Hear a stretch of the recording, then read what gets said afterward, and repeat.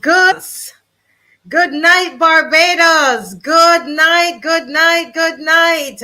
We loyal sons and daughters, all do hereby make it known.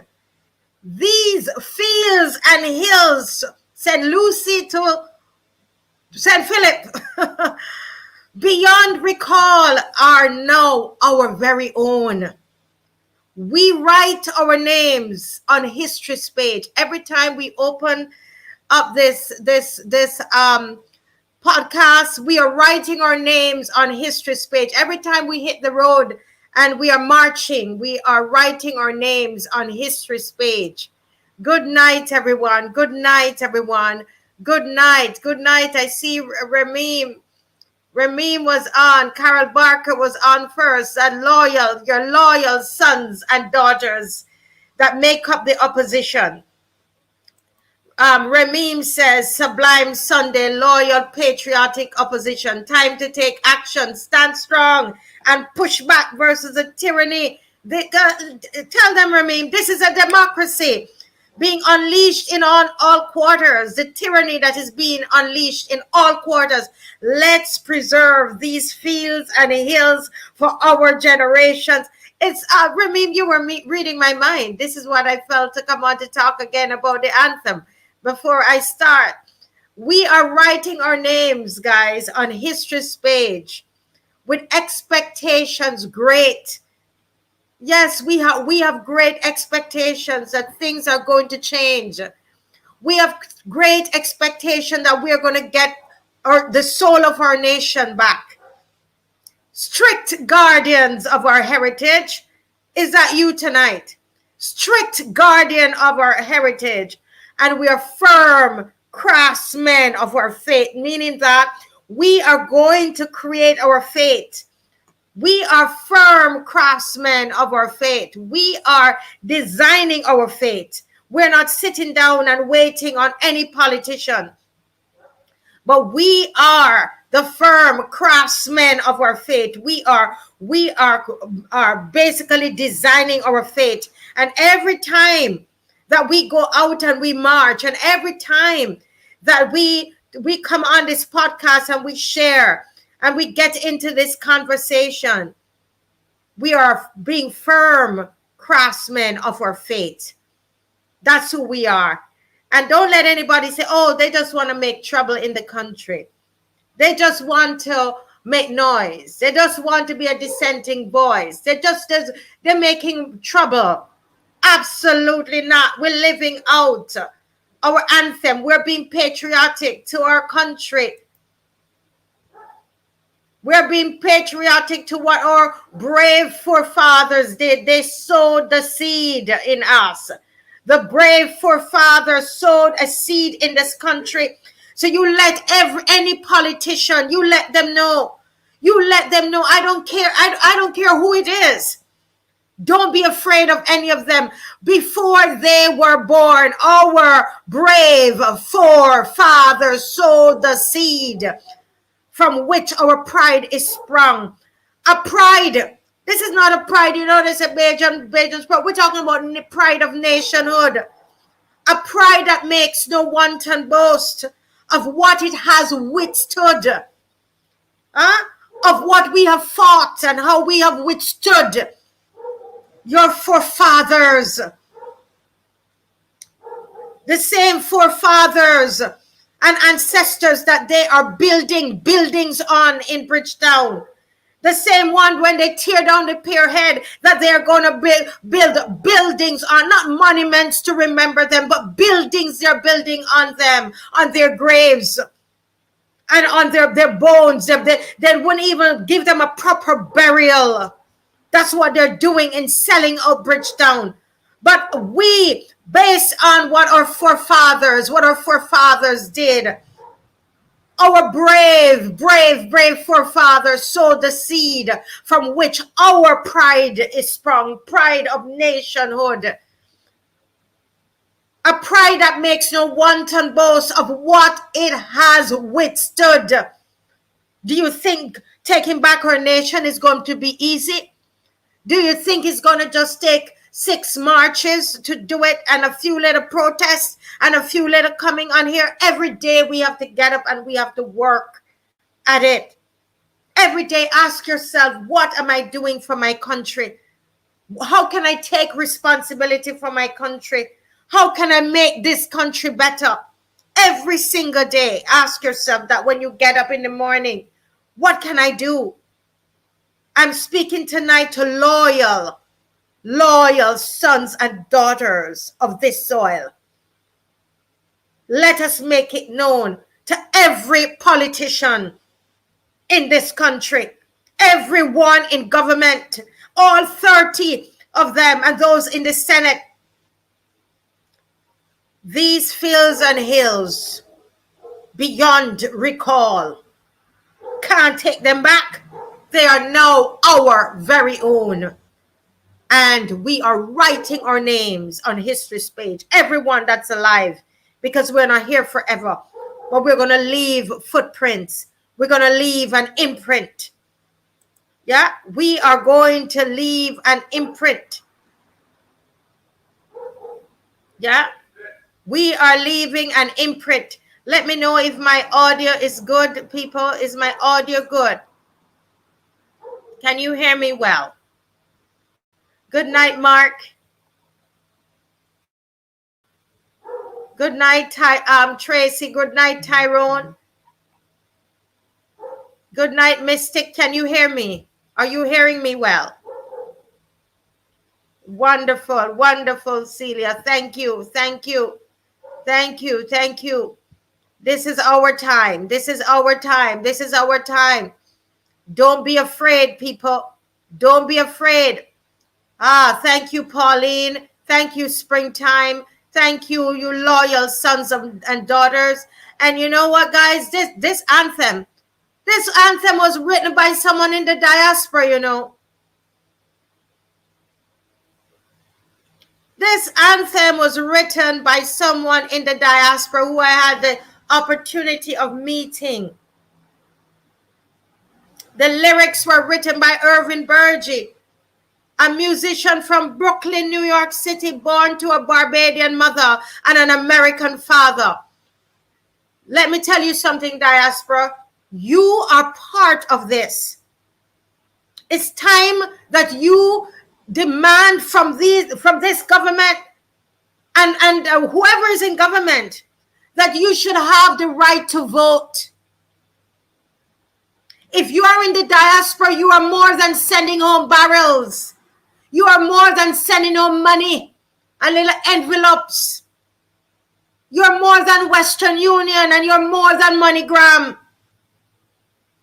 It's time that you demand that you vote.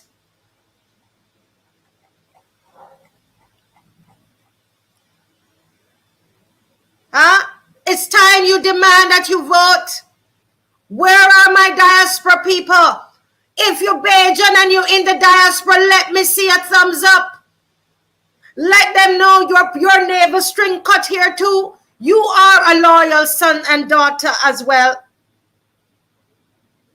Yes, loyal sons and daughters in the diaspora. Give me the thumbs up tonight. Let them know you're not second-class citizen.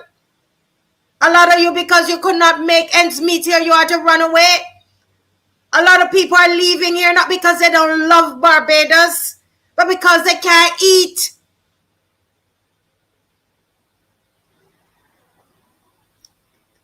This is our time. This is our time. Yes, Joyanne, where are you? You're in the diaspora. Where are you? Mystic Angel, where are you? It's time. Begin to write those petitions. Get a petition going.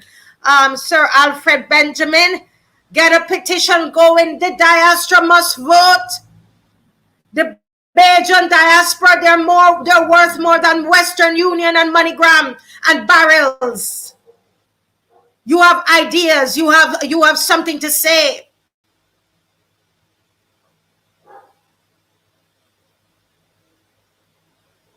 You must vote. You must be given the right to vote.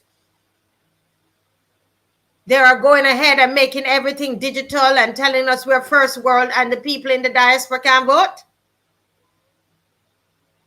Harlem, come on, diaspora. Let me know where you're watching from, diaspora. Let them know you're smarty too. In Jamaica, we say you're smarty too. Right? You somebody. And your vote matters.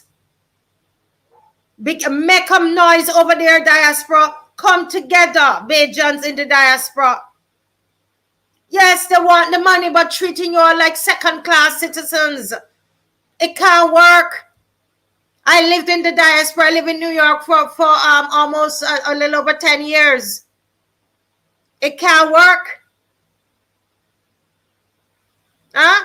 People can get an ID and eligible for vote. Pete Way saying, and they won't let the diaspora in the diaspora vote. Come on, diaspora, get it together. Fight for your country. Barbara Monroe from Atlanta. Let them, Barbara, let them know you're more than MoneyGram and Western Union. Let them know you want to vote. You want to be involved in what's happening. And when you're ready to send the things down for the hospital and to take care of the children and etc., remove the red tape and let the things happen. Because you want to play a part in your country. Good night, my people. I came out with guns blazing because I love this country. And I know that the Most High loves this country too. It's a beautiful country. I know some of us have done this before, but can you tell me what you love about Barbados? What do you love about Barbados?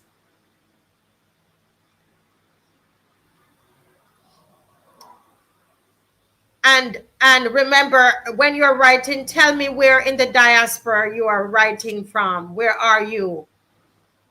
Diaspora, I just felt like talking to you tonight and to let you know that you are a loyal son and daughter as well. Some of you had to go overseas.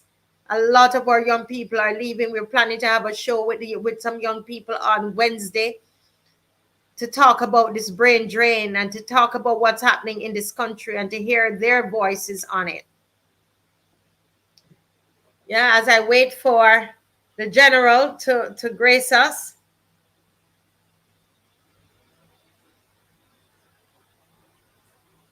Yes, okay. Yeah. Yes. Resilience of Bajans. We learn how to make something from nothing. And that's what the anthem is saying. Yeah. Oh my goodness. You have a powerful anthem, guys. Have you ever sat down and read the anthem? Don't sing it. Just read it. Just read it.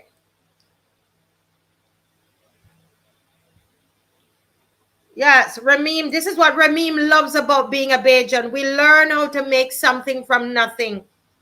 That's a fantastic quality. That's being innovative. So right now in Barbados, things might not be looking the best, might not seeming the best for you right now. You know, it looks as though I mean, when you think of what happened with those girls, with our girls, it just seemed like it's from one issue to the next. Tremendous pride in self, Rocky Rock says. That's it. That's part of what makes us Bajan. And if you're from the diaspora, I want you to write where in the diaspora you're from. And diaspora, I know you have 1,000,001 different little Barbados organizations. It's time you start to bring it all together. You're going to get more benefit out of it, diaspora, when all these Bajan organizations come together and work together as one.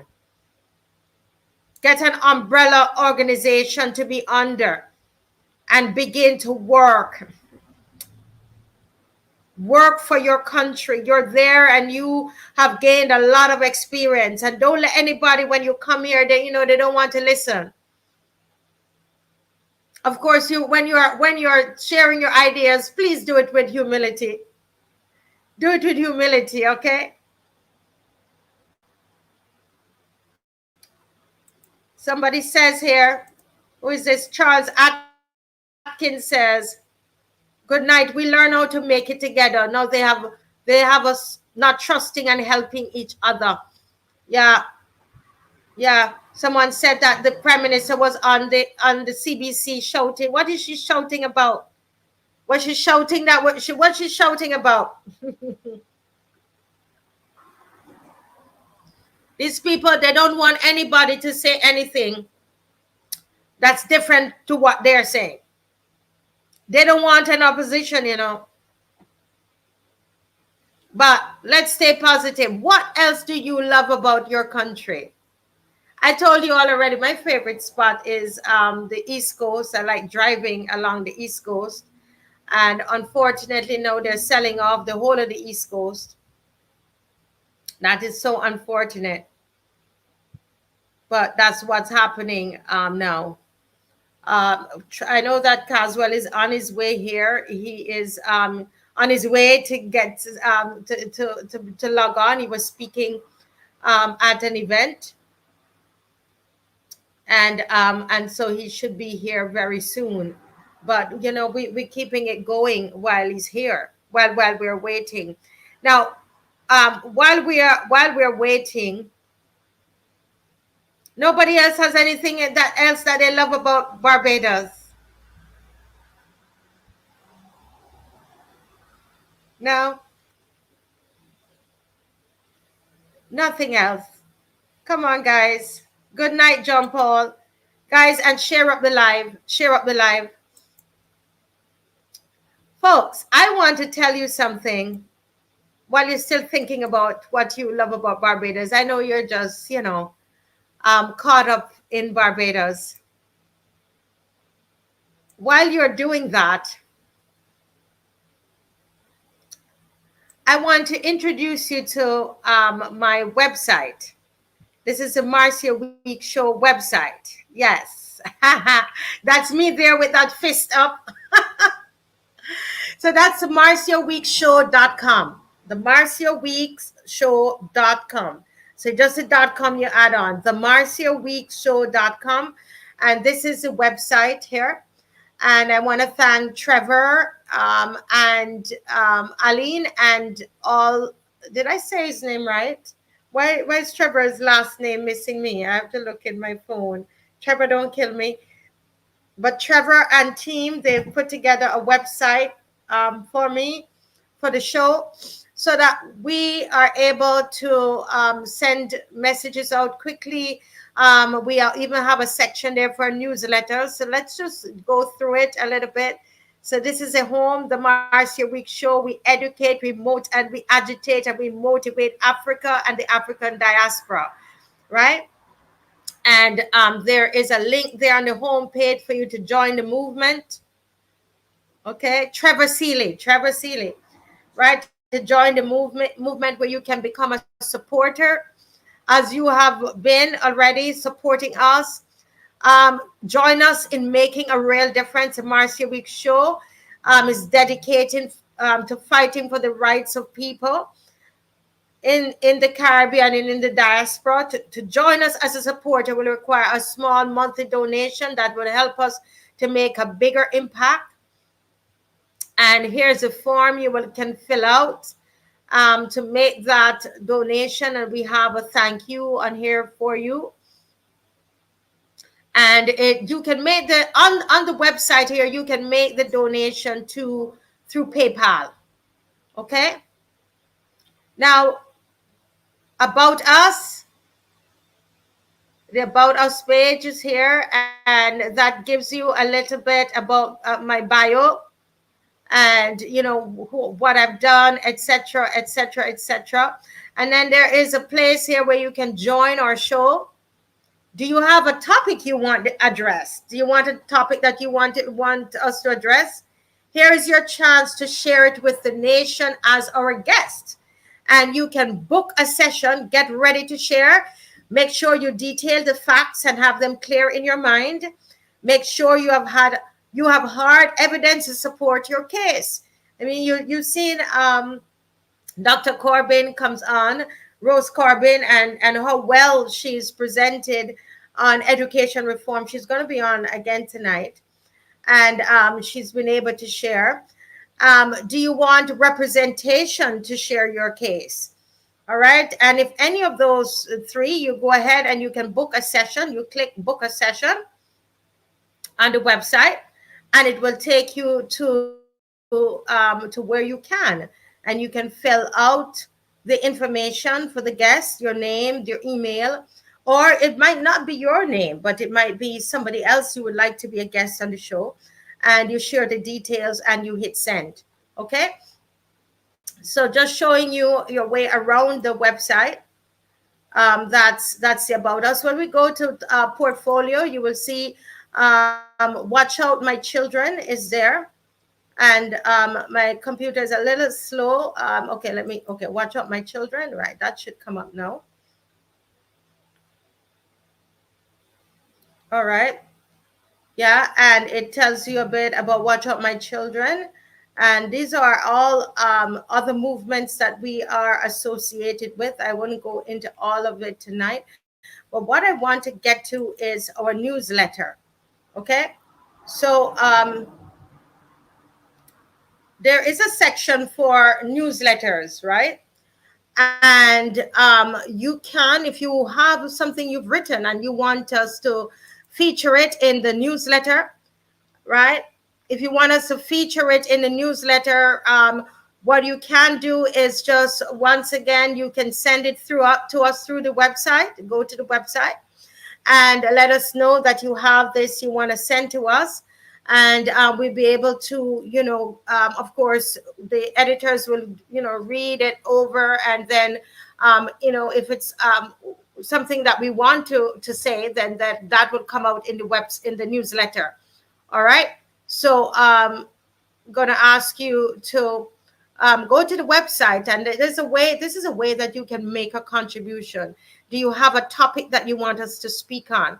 Do you have an idea? Do you have a guest that you would want to be on the show? You could go ahead and fill out the form on the website, so that that guests will be able to know exactly what it is that you want to do. Okay. Someone is saying here, I love Barbados.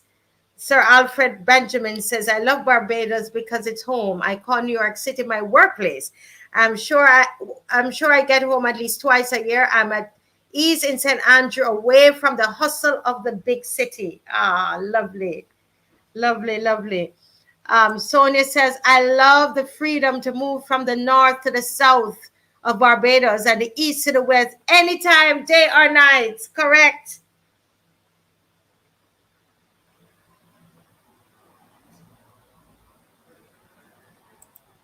I love that some people have the courage to stand up and come out and march. Yes, Hurricane Writer. We need more to come out and march. What I like about Barbados, free education up to bachelor's and in some cases master's degree. That's true. Mystic says, I love the waterfront. The food, Pete wasted the food. Nothing like a Bajan home cooked meal. Your Sunday meal. Oh my goodness. I love the historic garrison. Well, boy, I don't know how much longer that's going to be. I really don't know how much longer that's going to be. That's one of the areas that they've designated now to become a tourist attraction, and that they're going to be building hotels and so on. I don't know if they're going to go through with it, but based on the plan that they have. Somebody's telling me to try Pile Bay for a retreat right in town. Ah, okay. I'll check it out. Yes. Yes, yes, yes. Good night to you all too, Nigel. Now, I know that Mr. Franklin is on his way here, but while he's on his way, and he's going to be logging on soon.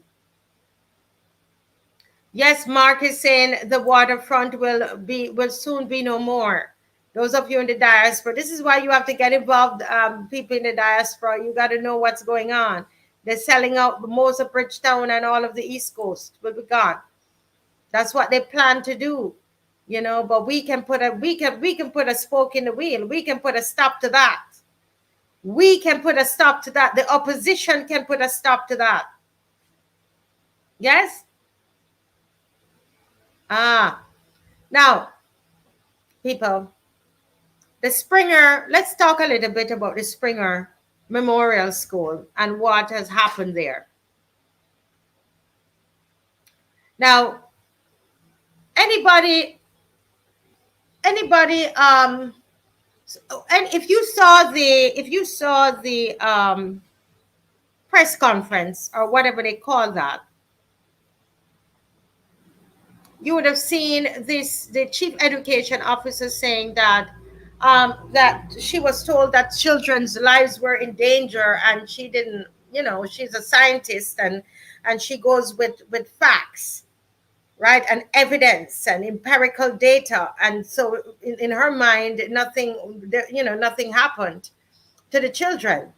But yet still, parents and teachers are saying they saw the children fainting, the children falling down. And so, and that's not dangerous.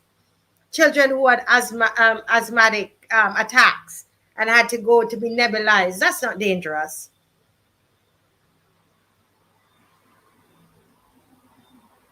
That's not dangerous.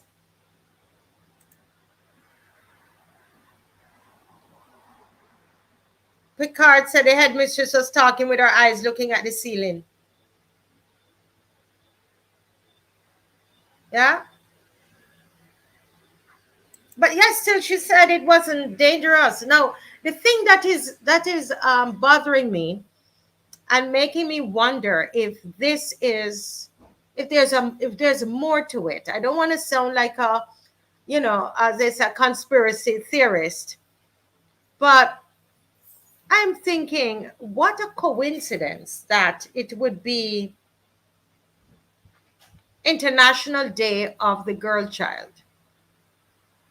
I was speaking with someone who is very familiar with Springer, and what they were saying to me is that generally, over the years, on International Day of the International Day of the Girl Child, they would, Springer School being the only female school with the girls' school in the island, what they would do is that they would put on some kind of celebration, right?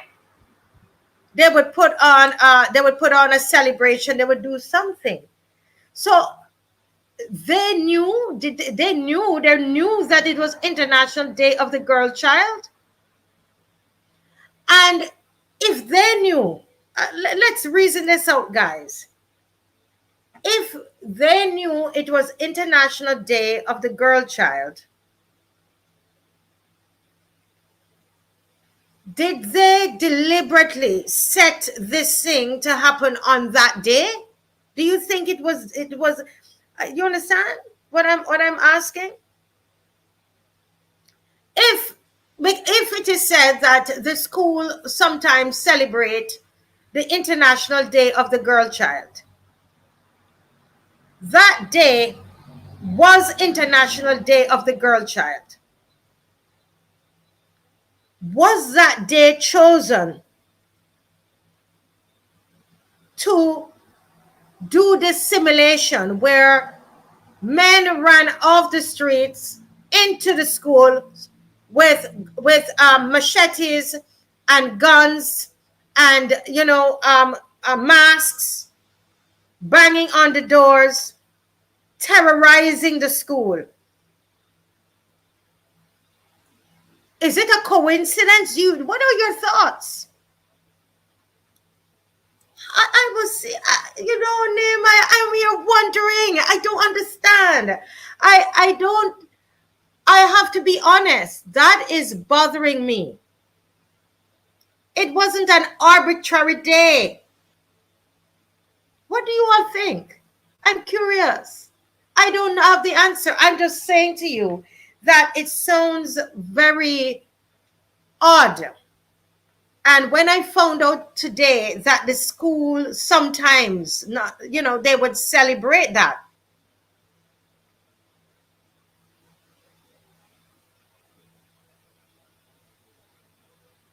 Right? So and if they chose that day, if they deliberately chose the International Day of the Girl Child to terrorize these children, then why? Why are we trying to send a message to the international community? Carl Barker, Queen Sahara.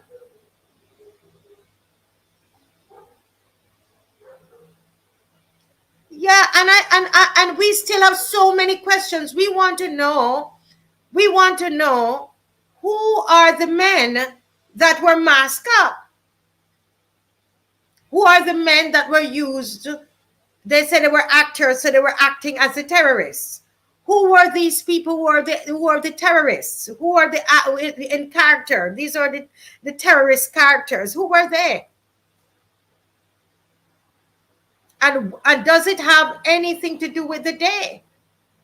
Isn't it strange, guy? Don't you find it strange that it would coincide with that day?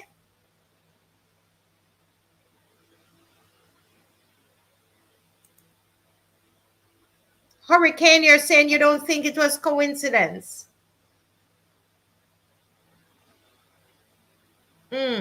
Interesting. Interesting. I don't know. I don't know. And someone sent me uh, a link here about well, as you know, Caswell said that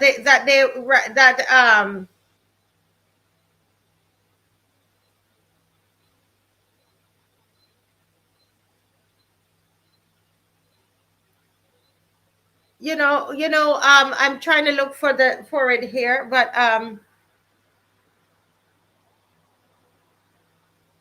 yeah, I'm wondering. So those are just some things I'm wondering. I think I will never stop thinking about how that day is connected to that day was also the International Day of the Girl Child. There has to be some significance. If it is not in the natural, it's in another realm. And I don't understand how that connection is made. Yeah, we need to have some of those, the actors need to come out, unless they pay them not to say anything. I can see Mr. Franklin. Don't worry, he's here. He's in the green room. He's very well sought after these days. And I know he's getting himself refreshed. I don't want you to see him with any chicken wing in his mouth. Yeah, I don't know, Mark, if they have cameras at the school.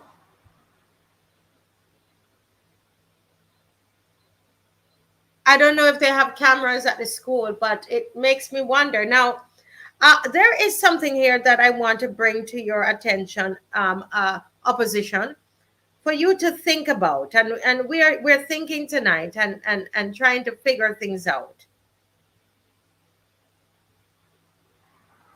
Okay.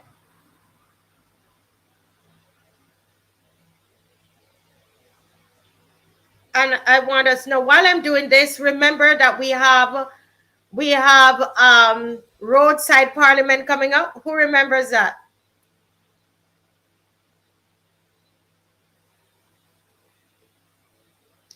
Roadside parliament is coming up. International Day of the Girl 2023, UNICEF,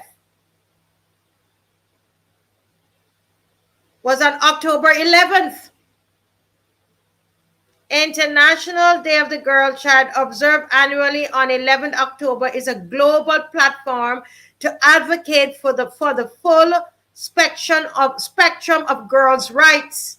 This year, at a time we are seeing a range of movements and actions to curtail girls' and women's rights and roll back their progress.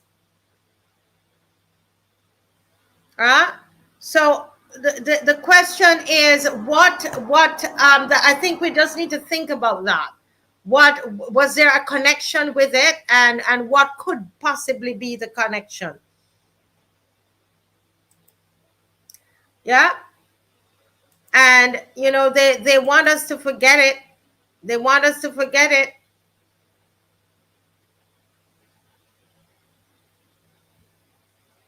I'm trying to find my okay, we got it here. All right, so this is the ad for the Roadside Parliament that is coming up on Sunday. Next Sunday, right? Next week Sunday, we're not going to have this show, but we're going to be at the Roadside Parliament. Listen, you could stay home, yes, and you could watch it live. But when you're there, you don't want to leave. And we're going to go back to the same space, right? We're going right back to the same space. Because we believe we need to build up some momentum before we move off, right? And I know we have St. Philip being lined up. Kimar is getting St. Philip sorted out for us. But in the meantime, we're going to go right back, okay? So just listen up. Time for people get up and make a bargain. Time to wake up. Now them come from country and town. Kick down Jericho wall. Opposition fall in line. Politicians run and ball. One by one, brick by brick, they crumble and fall.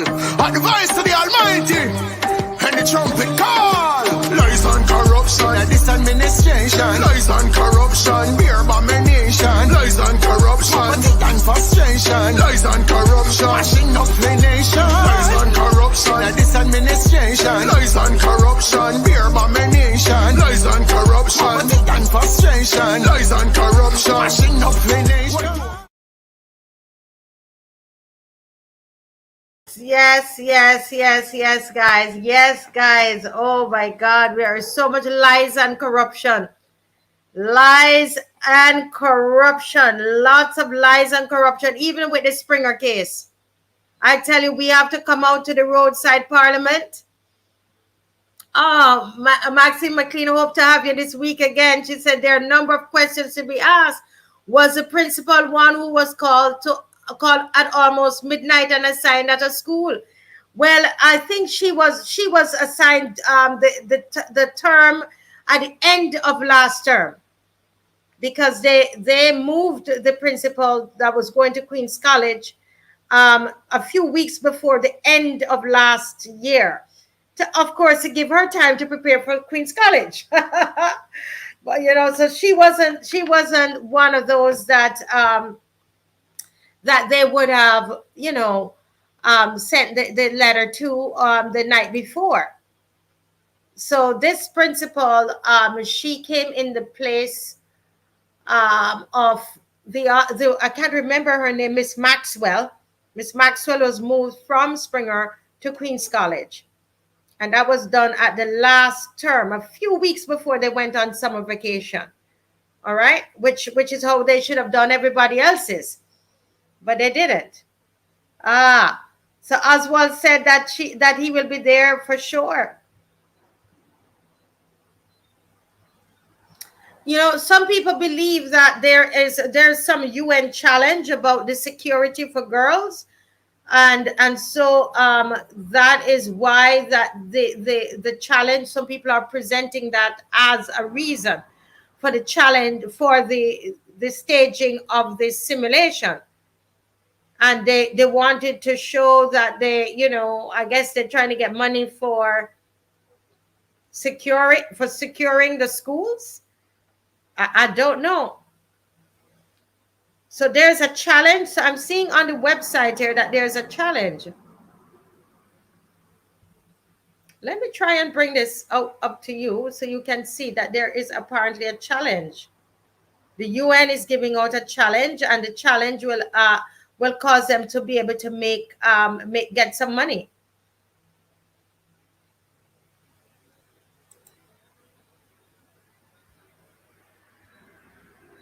Yeah, that's the question. Who and what agencies were involved with the planning of this fiasco? Can someone give us a proper explanation of the planning process? We want to understand exactly. These are the things that we want to understand. We want to know what really happened. Yes, that principal retired, so Maxwell went there. But a lot of us felt that when Maxwell was leaving, I was so sorry for Springer. You know,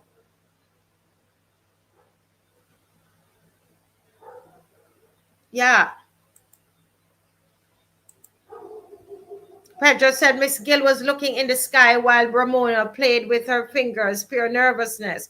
So the question is, was this part of the theory that is floating around on social media, that this was done in order to get some kind of grant, to show that we need security in our schools and the protection of our girls, etc. I truly don't understand it, but there's something called gender response emergency preparedness for the girls.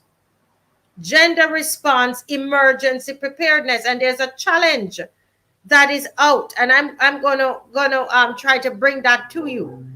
And is that the question? The big question is that really why? Okay, so hey Thelma, good night. Good night. So there are lots of questions, lots of questions, lots of questions.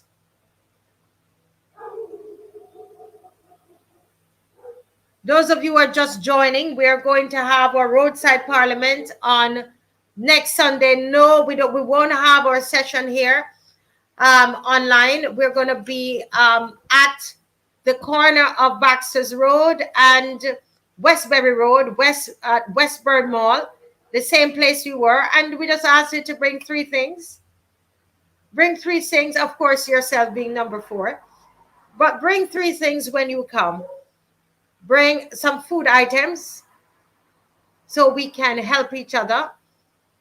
Bring with you a chair, and bring your ideas.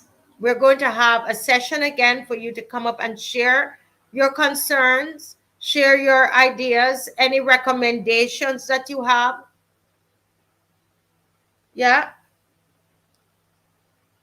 Miss McLean, I'm going to send you a link right now. And you can, because someone sent it to me and I didn't get a chance to go through it before. But this person sent it to me and tell me to read this up, and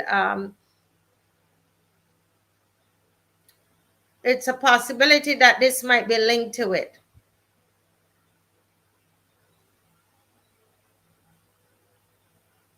Okay. So the union upholding the teachers who planned the simulation and sneak it in as a drill in, yet they won't stand up for the ills against the teachers when they should. There you go. Yeah, it probably is something that came out from outside, because I mean, we don't have, I'm not saying it can't happen in Barbados, but we just don't have that kind of setup here.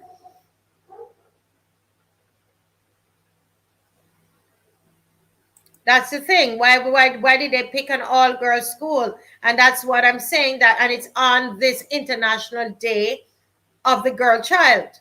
I think we need to look into that. Do some research into that, people.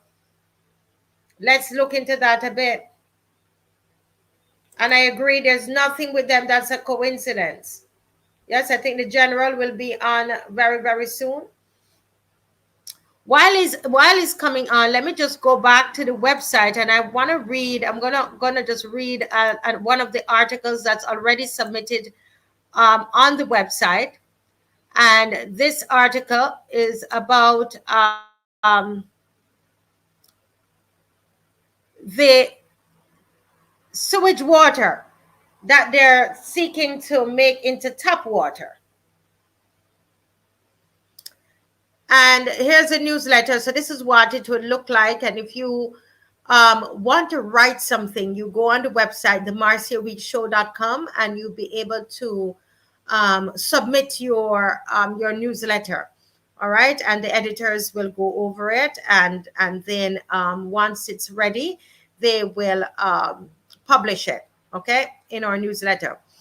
So it says the government of Barbados proposes to upgrade their sewage plant to facilitate extracting water and pumping it into the island's aquifer. Do Barbadians want this? That's a big question. Do you all want that? Do you want them to upgrade the sewage plant to do tertiary treating of the sewage sewage system of our sewage to extract water and pump it into our aquifers to come into our taps? They're going from toilet to the tap. Is that what we want? We're going from toilet to tap in Barbados. Do Barbadians want this? Using treated wastewater for drinking can pose various health risks and dangers, as the treatment processes for wastewater may not always completely eliminate all contaminants and pathogens. Here are some of the dangers and health hazards associated with using tertiary treated wastewater for drinking. And this is for the very reason when they did a poll in America, 1 in 6 persons, people, said that they didn't want to drink this water. So I would love, if we did a poll in Barbados, I would love to know, to hear what the result of that poll is. But anyway, here are some of the dangers of associated with using tertiary treated water for drinking. Residual contaminants. Tertiary treatment may not remove all chemical and biological contaminants, leading to the presence of residual pollutants in the water. Tertiary treatment may not completely eliminate all harmful bacteria. So then you can have microorganisms in the water. So you have residual contaminants, or you can have microorganisms, right? They completely eliminate all harmful bacteria, giving rise to viruses and parasites, potentially causing waterborne diseases, right? Pathogen survival, chemical residues, taste and odor issues. I remember in New York when I just got there, the water, the tap water just even smelled funny. Unknown contaminants, health effects, risk of waterborne diseases, groundwater recharge consideration, and it goes on and on and on. And this was submitted by Trevor Seeley, otherwise known as Bajan Eagle. So you too can submit an article, right? You too can submit an article to the newsletter. Okay, I think the general is ready. Good night, sir. Yeah, good night. I'm sorry to be late, but I think it's your fault. I can tell you why it's your fault, because I had another engagement speaking, and Yes, they had and they also have. I'm on the left. Kimar was speaking, and Freddie is up next. oh well, they took all of our speakers. So that's what I'm saying. It's your fault. So I got late, and I was late for everything. I got there early, but then they started late, and that pushed back lunch. What you were saying there just now was lunch. Instead of having my dinner a little later. And I still got to take Snow for a walk a little while later too, but just around the block. Yes, so, yes. Well, we're happy to have you, and I'm happy to be here. And tell them they can't steal you from us. They can't steal you from us. No, I told them that much. I tell them, well, look, I gotta go. I can't stick around because my week show is almost time. So then I rushed and came down. They can't. And you're sounding so loud and clear. Oh yeah, that's my gift. Yes, sounding loud and clear. And can you hear me well? Yes, I'm I not am. I'm not hearing myself well in the headphones, but you're hearing me well. I'm hearing you loud and clear. Okay, wonderful, wonderful. So we were just reading the newsletter on the website. That's the marciaweekshow.com. That one of our opposition created this for us so that we can people can go on and they can they can submit an article to the newsletter. Someone submitted something already on the water situation that Kemar brought to our attention just the other night. And so I was reading a little. I'm sure you heard me reading about that. And any further thoughts, Mr. Franklin, about this water? Yes, This. I'm even more abhorred as the days pass because I don't believe that this government could be this mad. You see, they want to change our culture. They want to change everything about us. Everything that make us Barbadians. The one thing that Barbadians that we don't mess with feces. But LGBT people mess with feces, so the mindset that is all well and good. So there's nothing wrong with it. So that's what they're trying to do with us. But I have an article here that well, the YouTube video from Singapore, and they do over 150,000 tests on the water before they can put that go back into the aquifer. And they don't use it primarily to go back in the aquifer. That is only in case of emergency. But you can see those rigorous standards being applied here, where you do 150,000 tests to make sure the water. And I don't know that Barbados know how to do 150,000 anything. So let them keep the sewage where it's supposed to be going, and let me get the water where it's supposed to come. I do not want any water that come through the pipes that came from the toilet. That might be palatable to some people, but they say in Singapore, even though they do all these tests, and they say, well, they've got over 300,000 tests done for viruses, people still buy bottled water. They're still not drinking it. Mm-hmm, So mm-hmm. if you are doing all these tests and the people out there in Singapore are not drinking it, there's no way in Barbados where we can accommodate those types of tests. We ain't got the monkey scientists. We ain't got the stick to it ness. Mm-hmm, I think mm-hmm. that's we everything that happens in Barbados breaks down. Nothing works. Look at the hospital. Look at the bus system. Look at the roads. They can't maintain simple things that are not micro. When you got a Mm-hmm. big thing in front of you, you think they can manage that? I am very sorry, but if the business don't speak up, and I think they're doing everything possible to see how far you can go, But I think, well, if the business decide they can take the water and drink it, well, more power to them. But I drink a lot of coconut water, and I'm gonna plant some trees because I really don't want any sewage water. It sounds abhorrent to our very way of life, what we believe. So, and if you wanted to do that, we should be Mm-hmm. consulted first. You should not go there and tell the IMF, this is what we are planning to do. And this is what Mm-hmm. Ryan Strong has done. The IMF heard about that before anybody else in Barbados Mm-hmm. because the video that we saw was him speaking to the IMF. Okay, Let, pray tell me. I'm actually gonna try to show that video again, but go ahead, please. So pray tell me, who are the people going to be drinking this water? The IMF? No, us. We should be consulted. They don't consult us on anything. They don't consult us on national insurance. They don't consult us on the pension. They don't consult us on the ID cards. They don't consult us on a whole lot of other things that I can talk about. But those were the ones this year, like I mentioned. I'm Mm-hmm. not talking about the others that for the last 5 years. They just do what they want. And what they want must be in the interest of Barbadians. This is not in our best interest. I know they like to copy MSNBC and say this is who we are. Well, drinking feces water is not who we are. Yeah. For there are people who might have been joining us for the first time this evening and they don't understand what's going on. But last week it was Friday. We were speaking on the show about the fact that that Ryan Strawn was at a meeting overseas. I think it seems like it was in Europe. We're trying to find the video so that we can show it to you. And he proceeded to tell those who were on a panel there that one of the things that they're seeking to do is to do a tertiary treatment on sewage, on our sewage, okay, which they're going to send to our aquifers.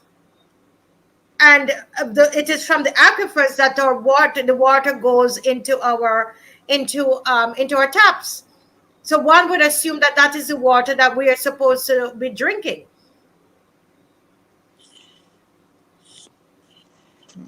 You know, that's what aquifer is. Aquifer is the stone that holds the water. Mm-hmm.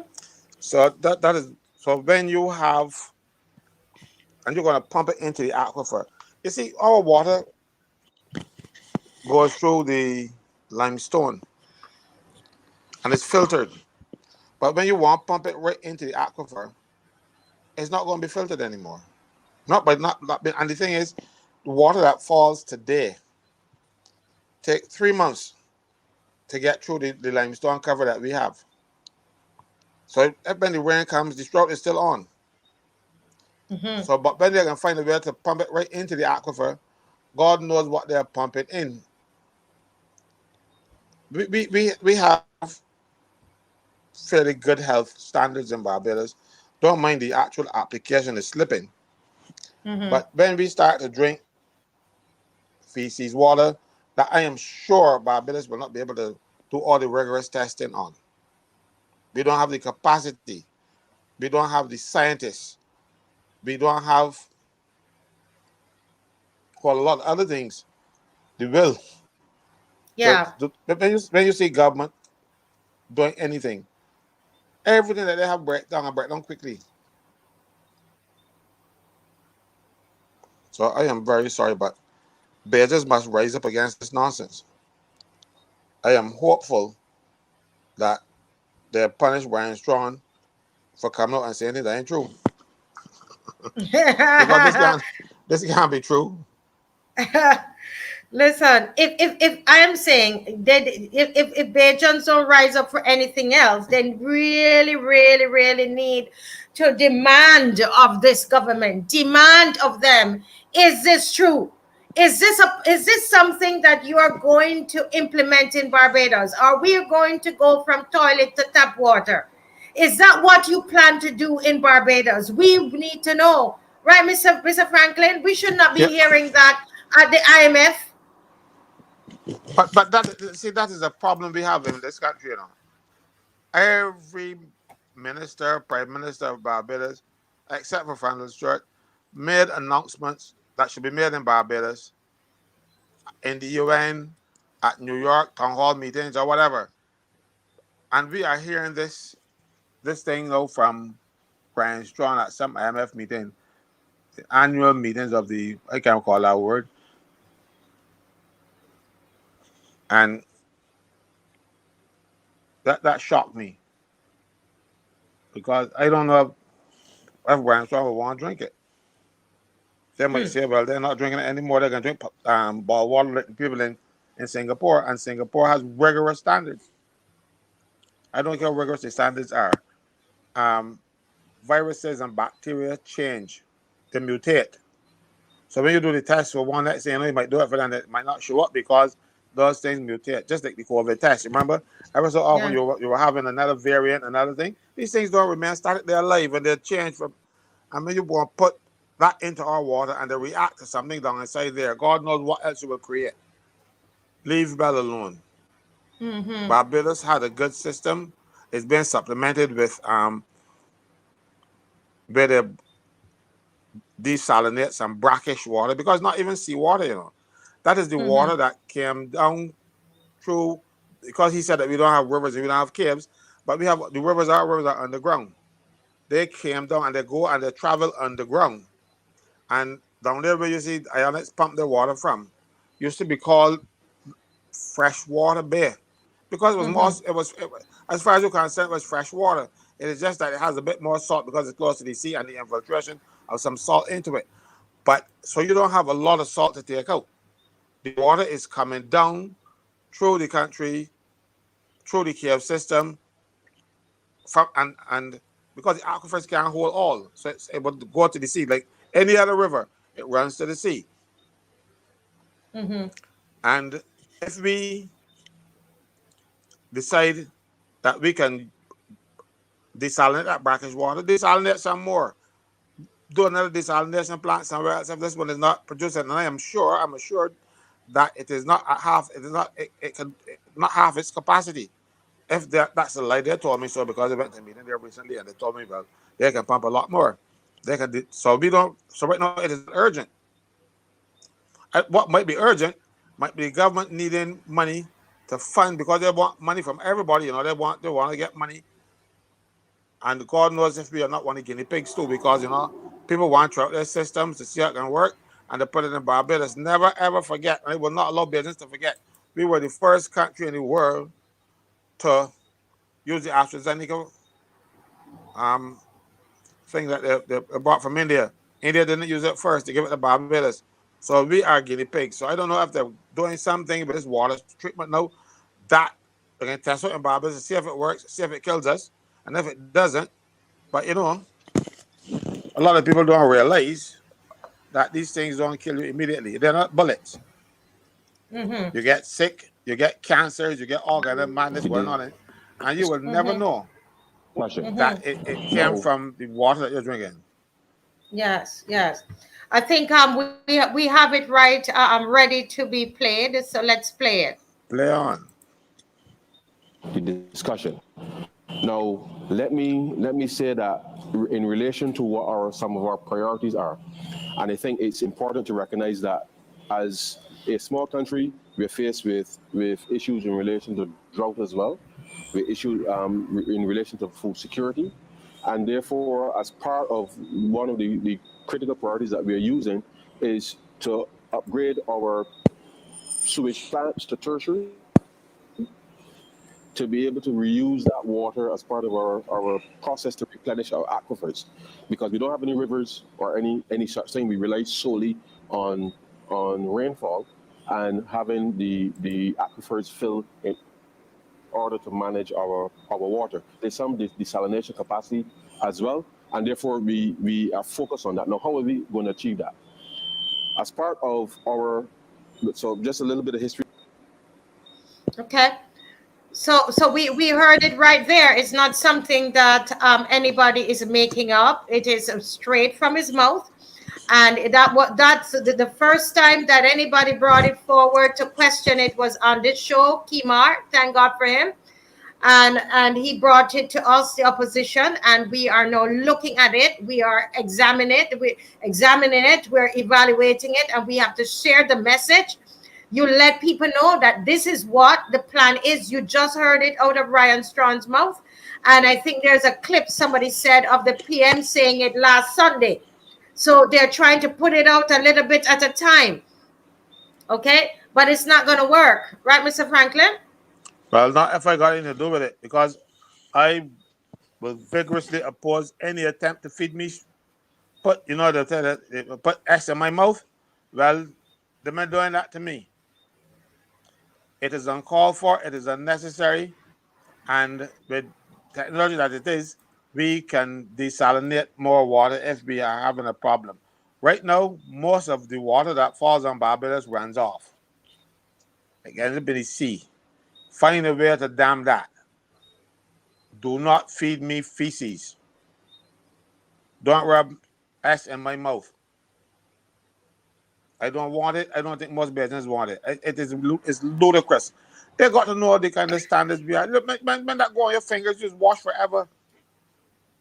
And then you can put it in your glass. that will be on your mind. Yeah. Look, minds don't work. But I'm not a psychologist or psychiatrist, that kind of thing. But just show minds work. You really feel like those little girls at Springer will forget this thing anytime soon, because they'll say, oh, it was just a simulation. Their minds did not see simulation at the time.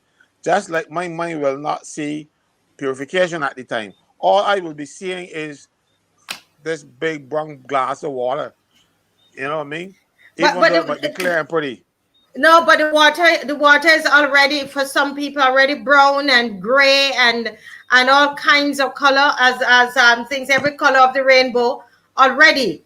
So to be talking about it might not even be clear. You know. So trust me when I tell you. And they put look, if the water was any good, you would not have to put it in the aquifer. You would put it in the reservoir.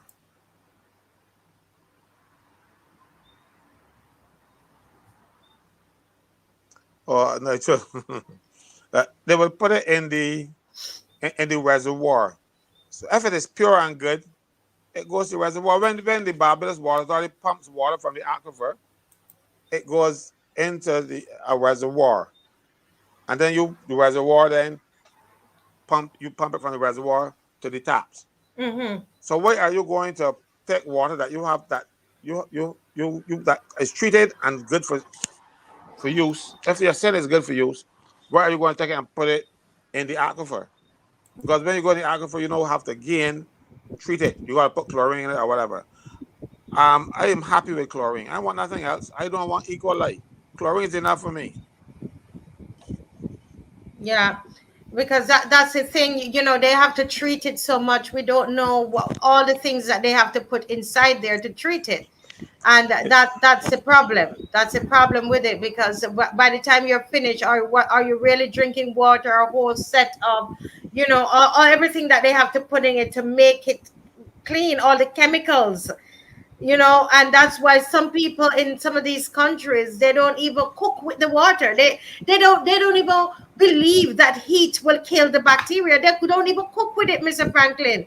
Yeah, I'm And aware. then yeah. Yeah, people might not know what E. coli is. So let me be graphic. It's the bacteria in stool.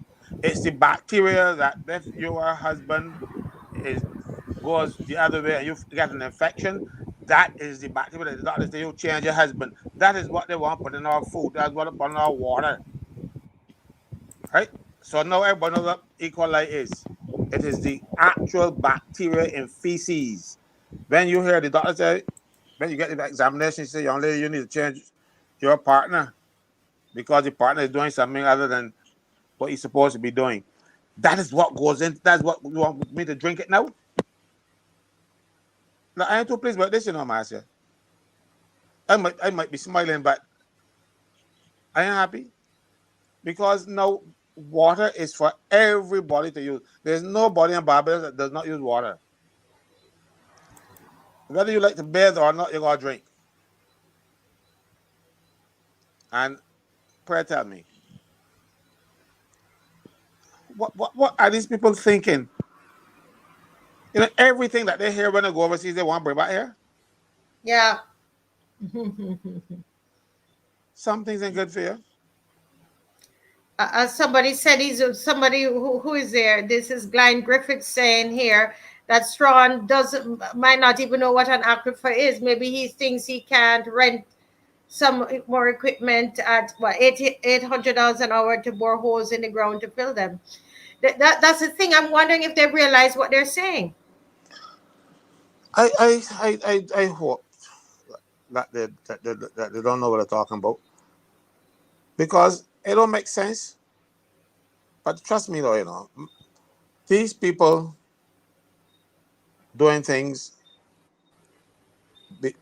from instructions, not understanding the implications or the consequences of their actions. They're just hearing people doing things and they rush now to do them because they want to look good. They want to go to meetings and talk pretty and make people believe they understand.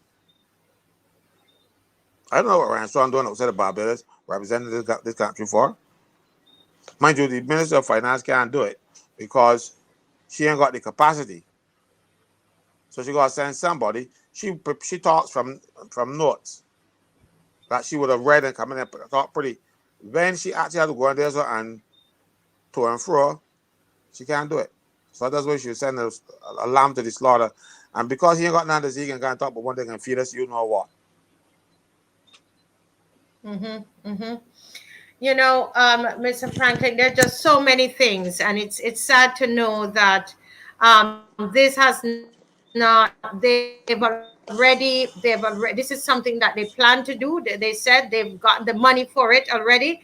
So it's not like they're coming to us to ask the people if this is what they wanted.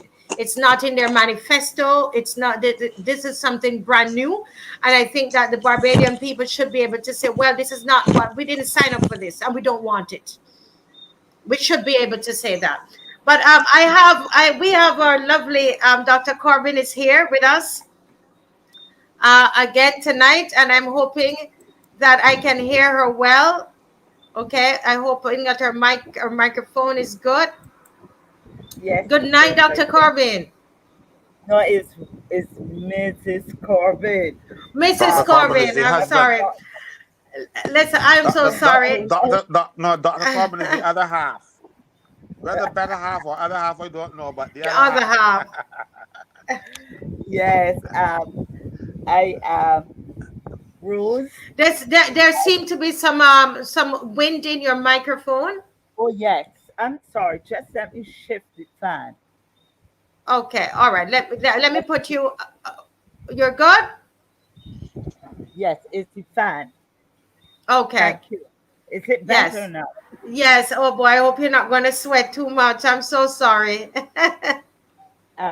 Just I think that's better.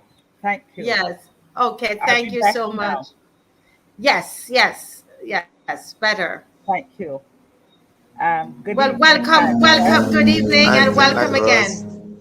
Yes, please. Um, I had so many devices on. The television was on listening to you. My cell phone was on. So now I'm committing myself here. And thank you again, Marcia, for having me and in the company of yourself and Caswell and all the other persons who are online.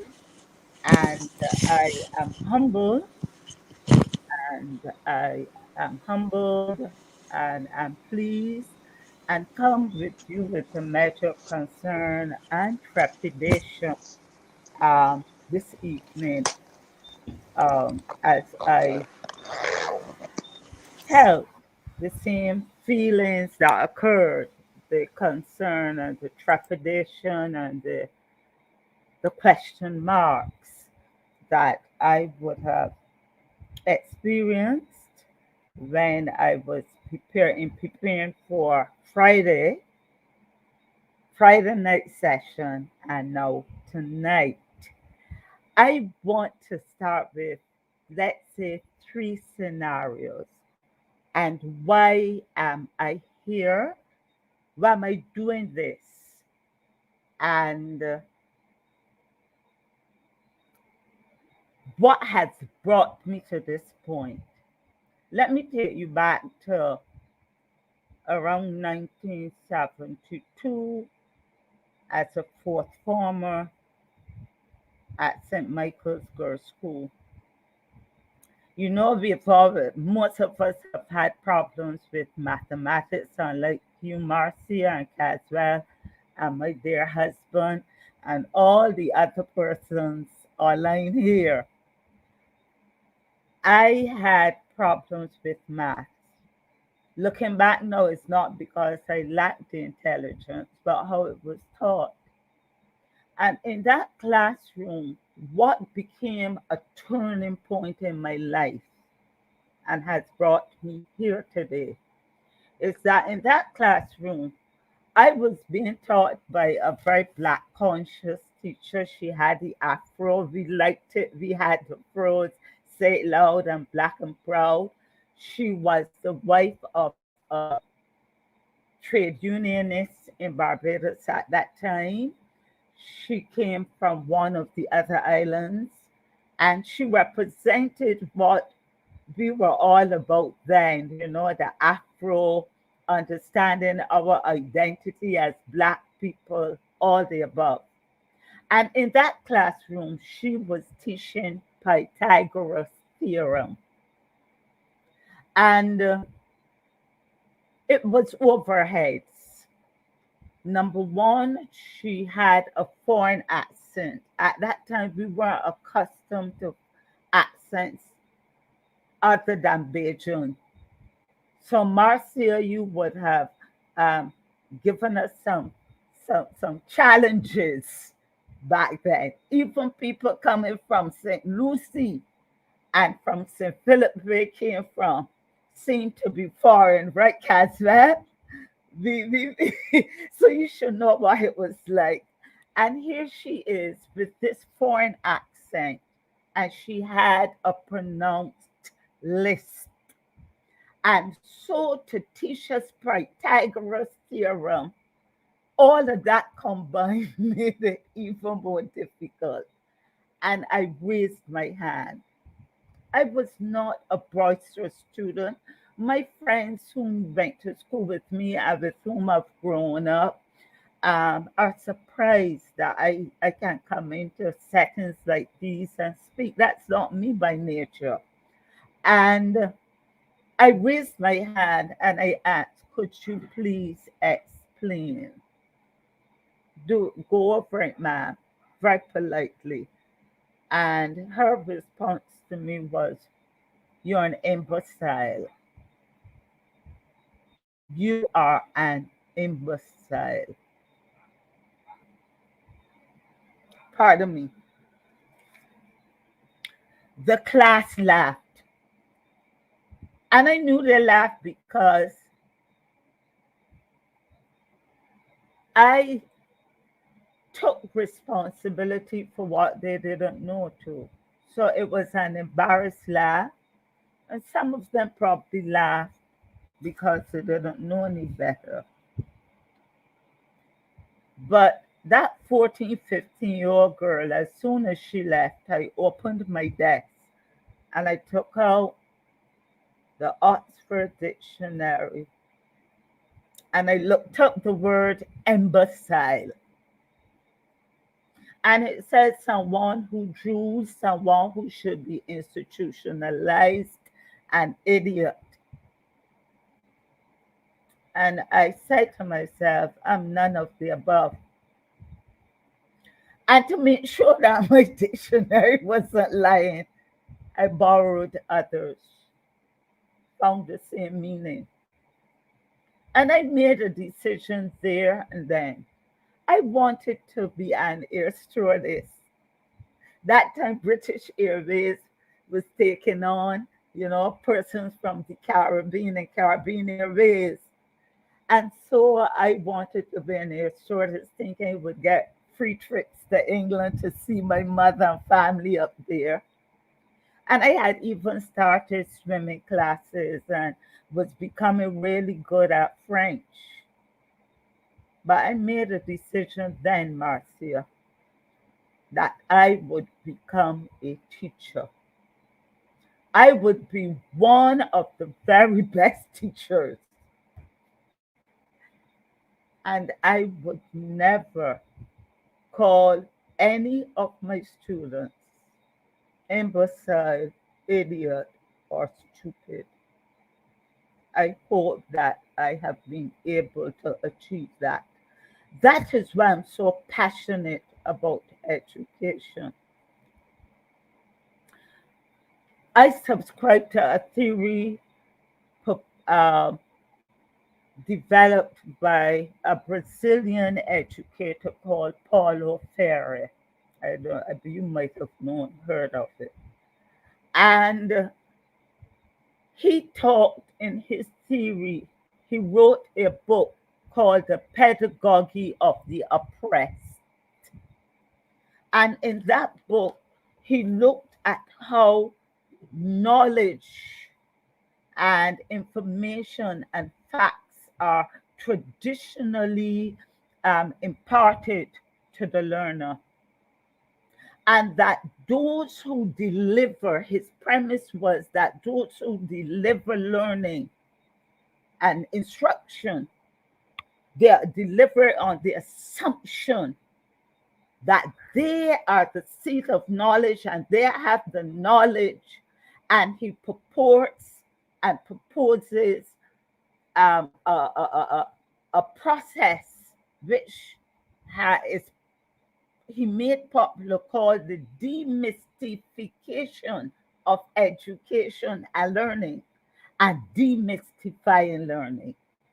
Therefore, I take every opportunity like this one to do it. So I'm telling the listeners that do not think that I may be condescending in trying to explain or present certain information, but I subscribe to that theory that we tend to package information like how I have seen it recently, assuming that the masses do not have the capacity to understand it. So we package it. And therefore, persons like Caswell and yourselves and all the others you have had, and certainly not only within this forum, who seek to bring information to the public and tell you, here it is, we've demystified it. We have sought to deconstruct it so you can construct it and reconstruct it and for your best suited for your needs. Another example, in 2018, I am telling you why my frustration with politicians and how they treat my people. In 2018, I was part of that bold group of persons who went out under Solutions Barbados to face the electorate. I went to St. Philip North, my home place, church village. And so in my 10 days or so leading up to election, it was that short, short response. I went to the shop run by the late Fox Pinder. That name will be familiar to some. I sat in that establishment with the young men. It was like school, Marcy and Catswell. Word got around that a woman in here and the same Fox, he wasn't there. Somebody sent him a message and he came quickly. And I sat with them and I sought to educate them. And one of the things was on the IMF. And they were all going with Mia. They were going to kick out the DLP. And they were bringing in Mia because Mia getting the money and Mia is going to get money and Mia going to help me. And you know what was the assumption? That there was this money that IMF was going to give and the money would be distributed amongst the people and everybody can get some of the money. And when I told them, I walked with little leaflets. And when we sat and read them together, my husband is here to tell you that it happened. When they asked me questions and they said, so that's not what's going to happen. And I told them, it is like if you went to someone to buy a house and they said, I'm going to give you that house. I'm going to give you the money to rebuild that house. I'm going to give you the money to get that house. But you will have to put out your daughter. You will have to put out your grandmother. They come with certain conditions to give you that money. They will tell you how to spend it. And they will tell you what things you have that you must get rid of. Never mind how precious these things are. And you know what the same Fox Painter said, but they don't tell me that. Where you come from now? You should have been about here before to educate. We do not educate persons. And I'm going to share some things on education reform that even shook me. My last scenario happened only last Thursday, or Friday. No, Thursday. We were out and we decided to go to have a meal in the evening. And we saw a young school-aged boy. He told me he was in third form. peddling some wares. I'm not going to say exactly what because I don't want to pinpoint the young man. I said, "You are out from school very early." He said, "I didn't go to school today." I said, "Why? Wasn't there any school?" He said, "No, ma'am," very polite. He had a trolley that he had bought from a supermarket nearby.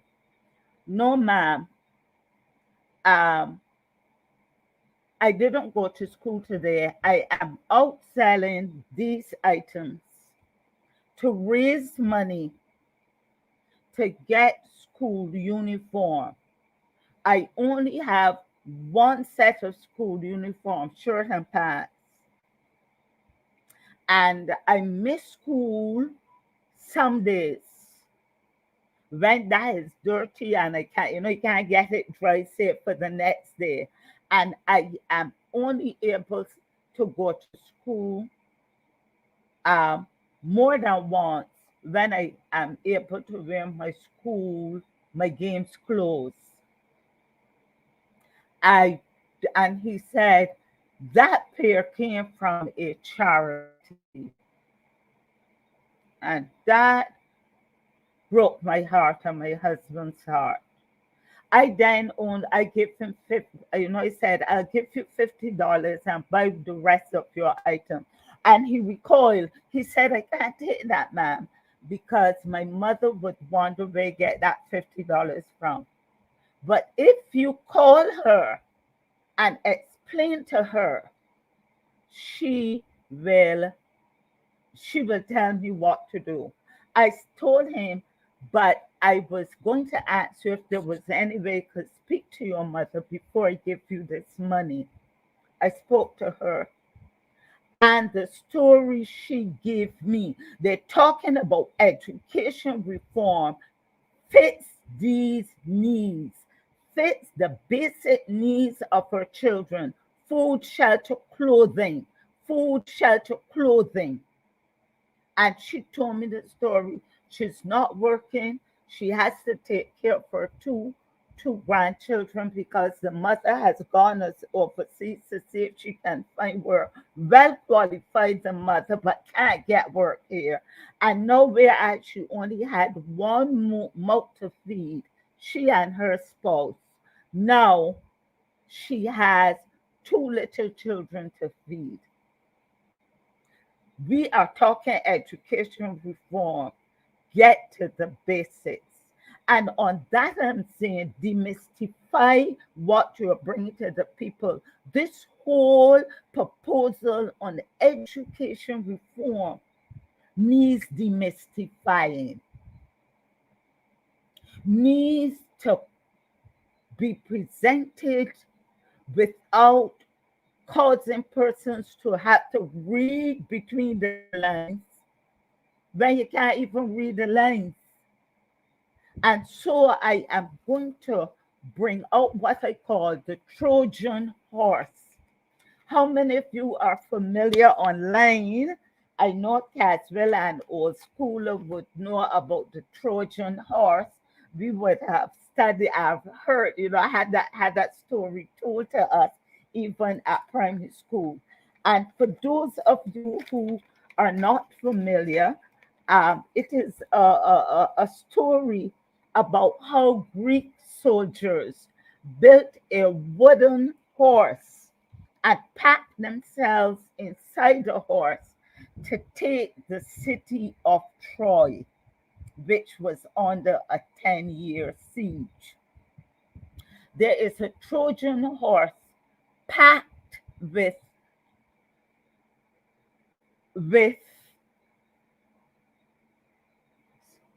I don't want to say soldiers, but packed with information that we need to undo the gut of that horse and get the information out. And so I did some research. Starting with the manifesto. Caswell, you always say that the political parties and those who form government should be assessed on what they said in the manifesto. You're always saying that, right, Caswell? Right? Um, so I look for evidence because I want us to locate where this education reform is coming from.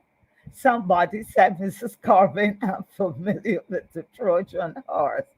Thank you. And you are only 25 years old, right? Good.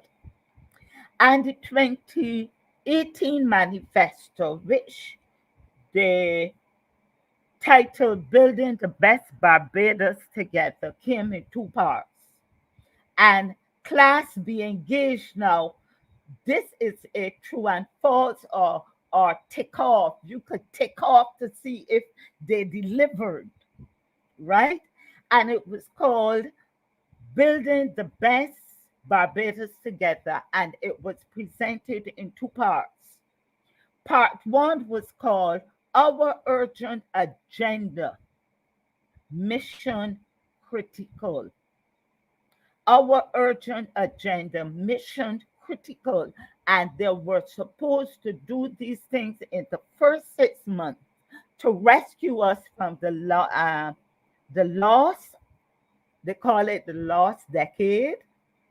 So they were finding the loss, what we lost in those 10 years, and they were going to solve it in 6 months. So classroom, this is the teacher now here.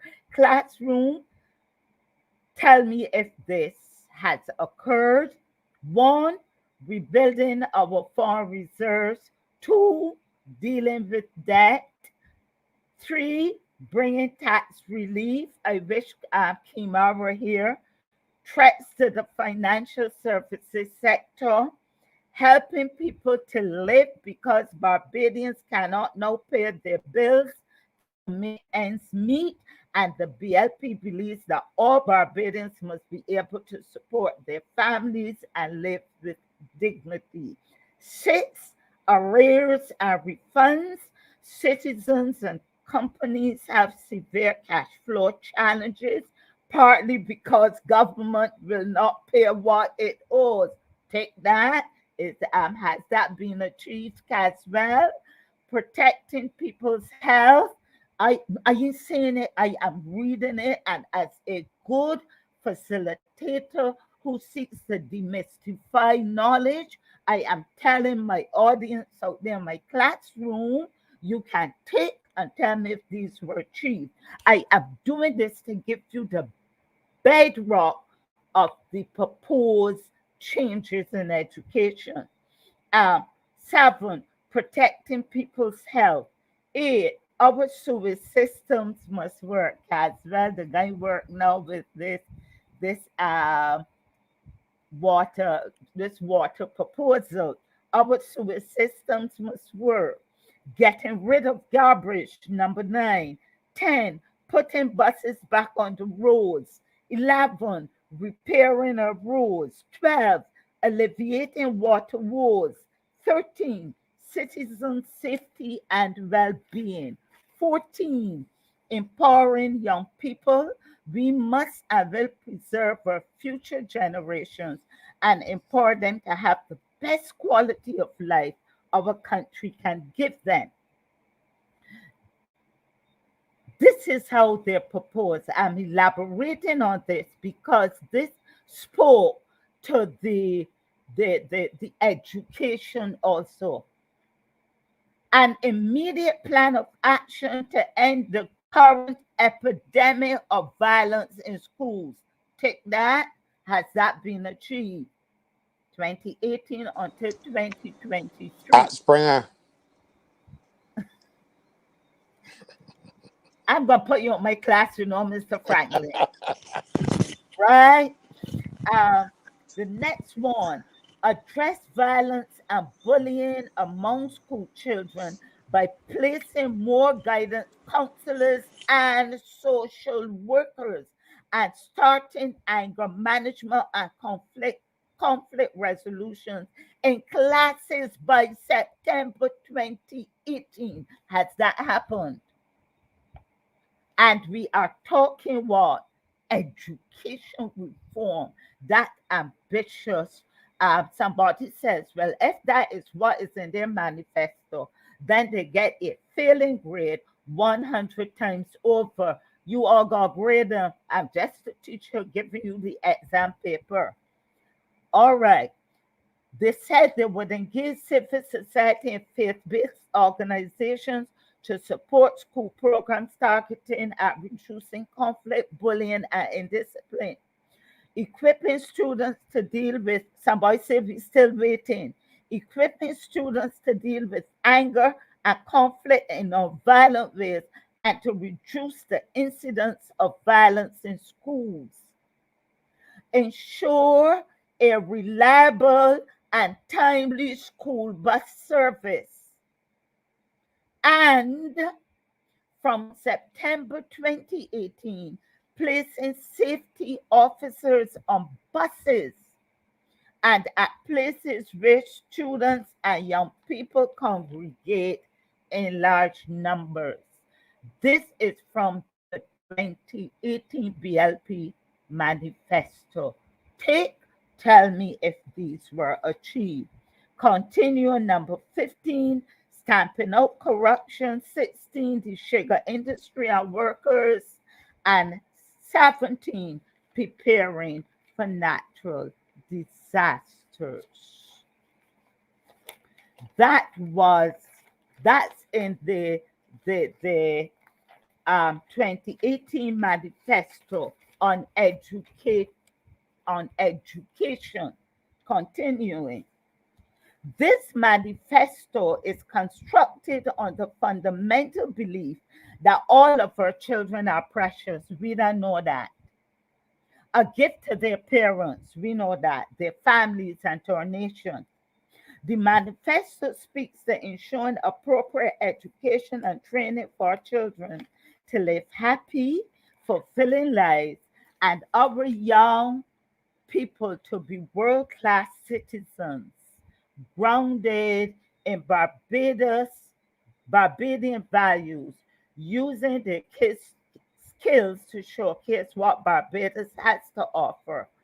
Build the Barbados brand. I don't have time to talk about that. What is that? And support themselves and benefit our country.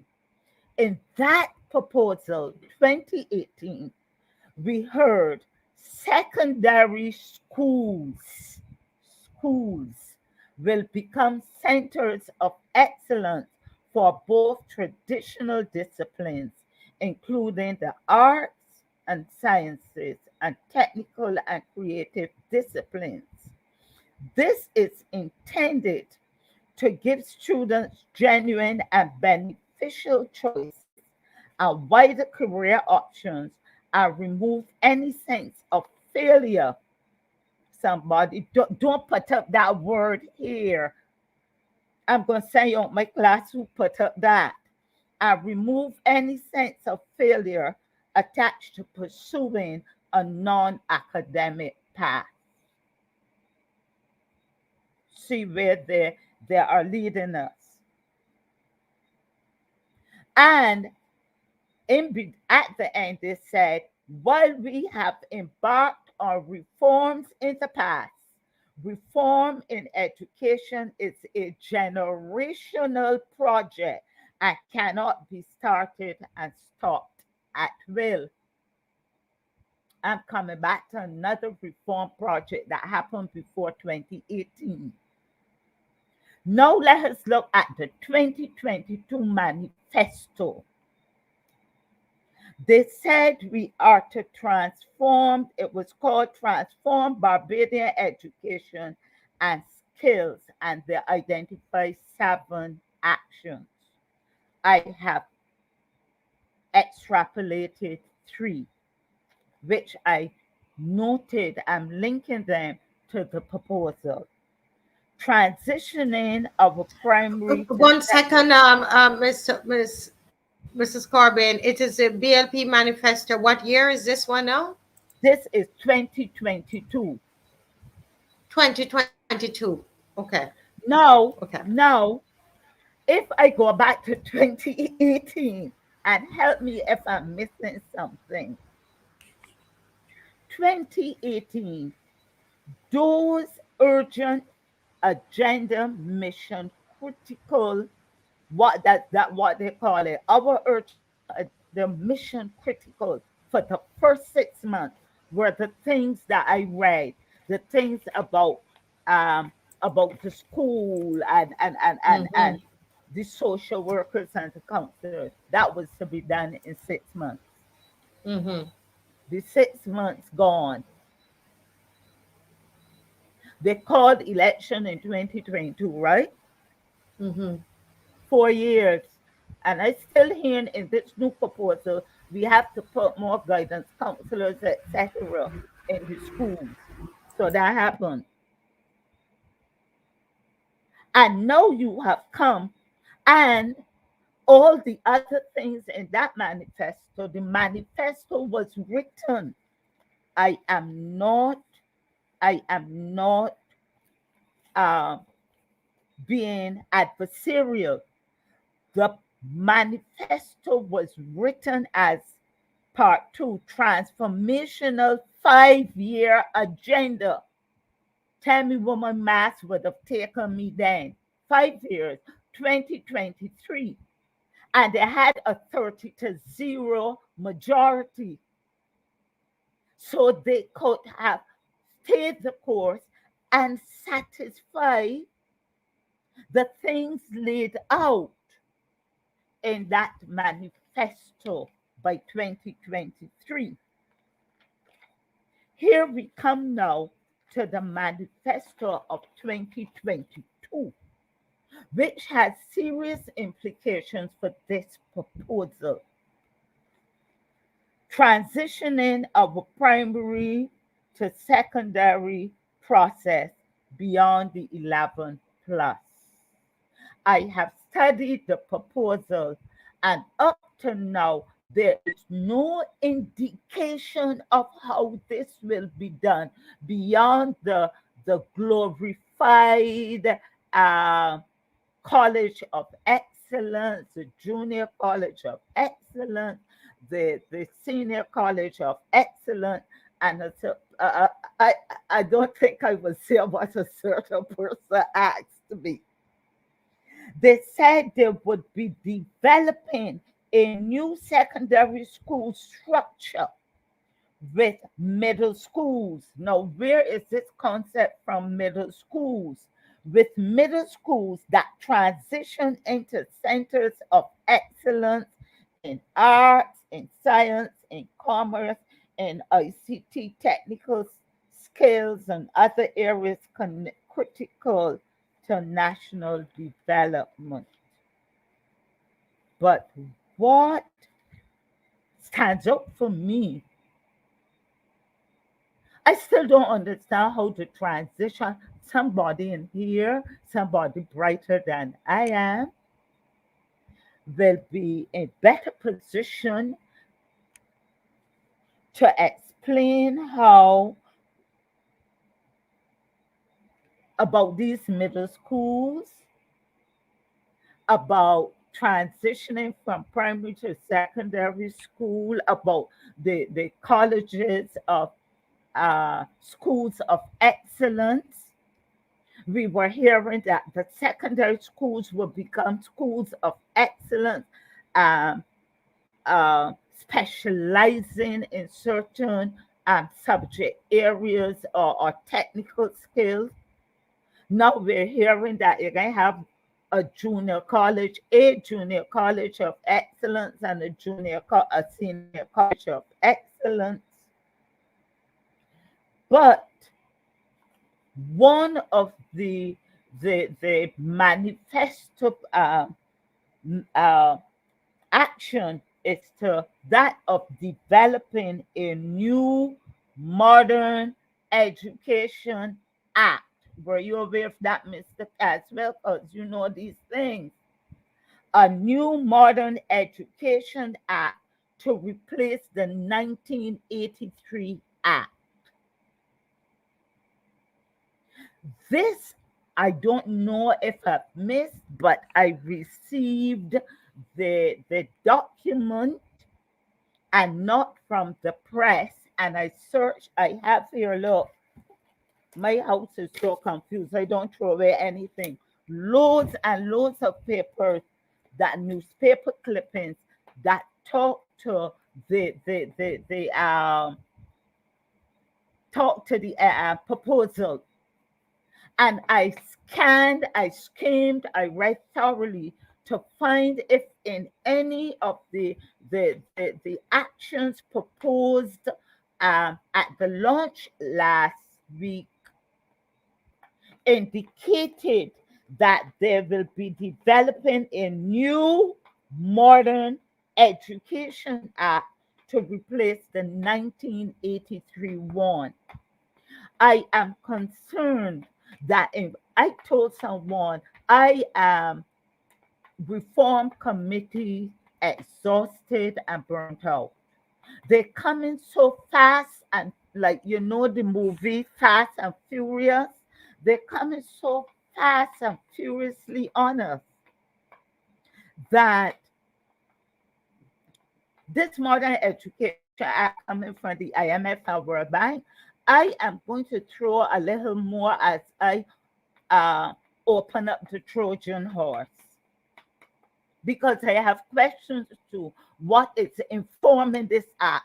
And I think this what you call it covert is hidden. Nobody talked about it, but soon we're going to probably, it will be pounced on us that they are looking at the Education Act of 1983 and reforming it to a new modern one. Not my words. It comes, please go. My people perish for lack of knowledge. Please go on. Don't use a cell phone for selfies and chatting and sending around jokes and all of that. Use your devices for research. You're concerned about Barbados? Use your cell phone and your devices to learn. Go and search for yourself the BLP manifesto and see what is promised and embedded in there, and it has not been articulated or expressed clearly on last Thursday. Or I missed something, Caswell. You missed anything? Did this happen? That they said they were looking at modernizing the Education Act. So here's where we're at. I was about to ask any questions, but I realized that is just the three of us. May continue, Marcy and Caswell. Yes, please continue. We're taking notes, and people are messaging me. Somebody messaged me, and they said, this is a message coming through. They said that this is awesome. This lady's hitting all the key points. Good night. I was sleepy, but no longer. Can I? And then they wanted to make a comment. It said, I fully support her point on the fact that the government refuses to cover the basic needs in education. Would you believe that schools do not have basic things like proper tables and desks for students? Materials have been on order for years and still nothing. They drag their feet on doing repairs and maintenance of schools. Students are made to sit at tables that are badly termite and woodworm infested. Of course, the staff is muzzled. As Caswell said, public officers cannot speak to the media. And Marcia may interject here, and for that person who contributed that comment. A couple of weeks ago, I like to drive around, flash my card, and drive on the transport board buses, do scenic ride myself, up on one, up on the other, my husband and I.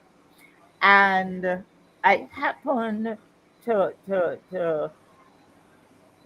for sentimental reasons of sorts, stop by the Allen School and did a walk around. My son went to the Allen School, and he would have left there 21 years ago. The school has not changed. I went the first or the second week of this term. The school looked, I know the Allen School is doing excellent work. I know teachers there, they're doing well, given the constraints and the conditions under which I have to work. And I want you right now to be prepared for when I open the Trojan horse, and prepare yourself for the term decolonization of the curriculum. Decolonization of the curriculum. I'm coming to that. And the school looked like if it were the first or second weekend of summer vacation, beginning for civil works and work being done on it. I peeked into classrooms, saw the kind of furniture that I wonder how the children sit on it. I looked at the roofs need changing. The guttering had overgrown in it, weed overgrown in some of the guttering, and a multitude of prefab buildings. And at some of the prefab buildings had no proper ventilation. If the rain falls, it's locked down, it's shut down. No proper ventilation, needed repainting. And if the rain comes, and I was wondering how this exchange, the rain comes, that teacher who has to transition to another class or another prefab can move. So what happens? And this is modern day Barbados. And we are talking about positioning our students for world class. And we are still teaching and housing them and accommodating them under such dilapidated conditions. I am glad for this opportunity, and I'm asking you on in this audience, visit school plants. You have a right to visit school plants and see the conditions under which your children are being educated. So I am moving on with your permission, Marcia. Oh yeah.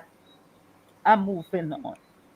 So we learned that the Ministry of Education had some consultations, and made a note somewhere that they said they had, I probably was out of the island and I wasn't, that they had these consultations and they met with over 5,000 persons, the stakeholders, and they want to have follow up to consultations between October and November, and they would then take the proposals to cabinet in January 2024 for approval. And if that approval is granted, then implementation will begin in 2025.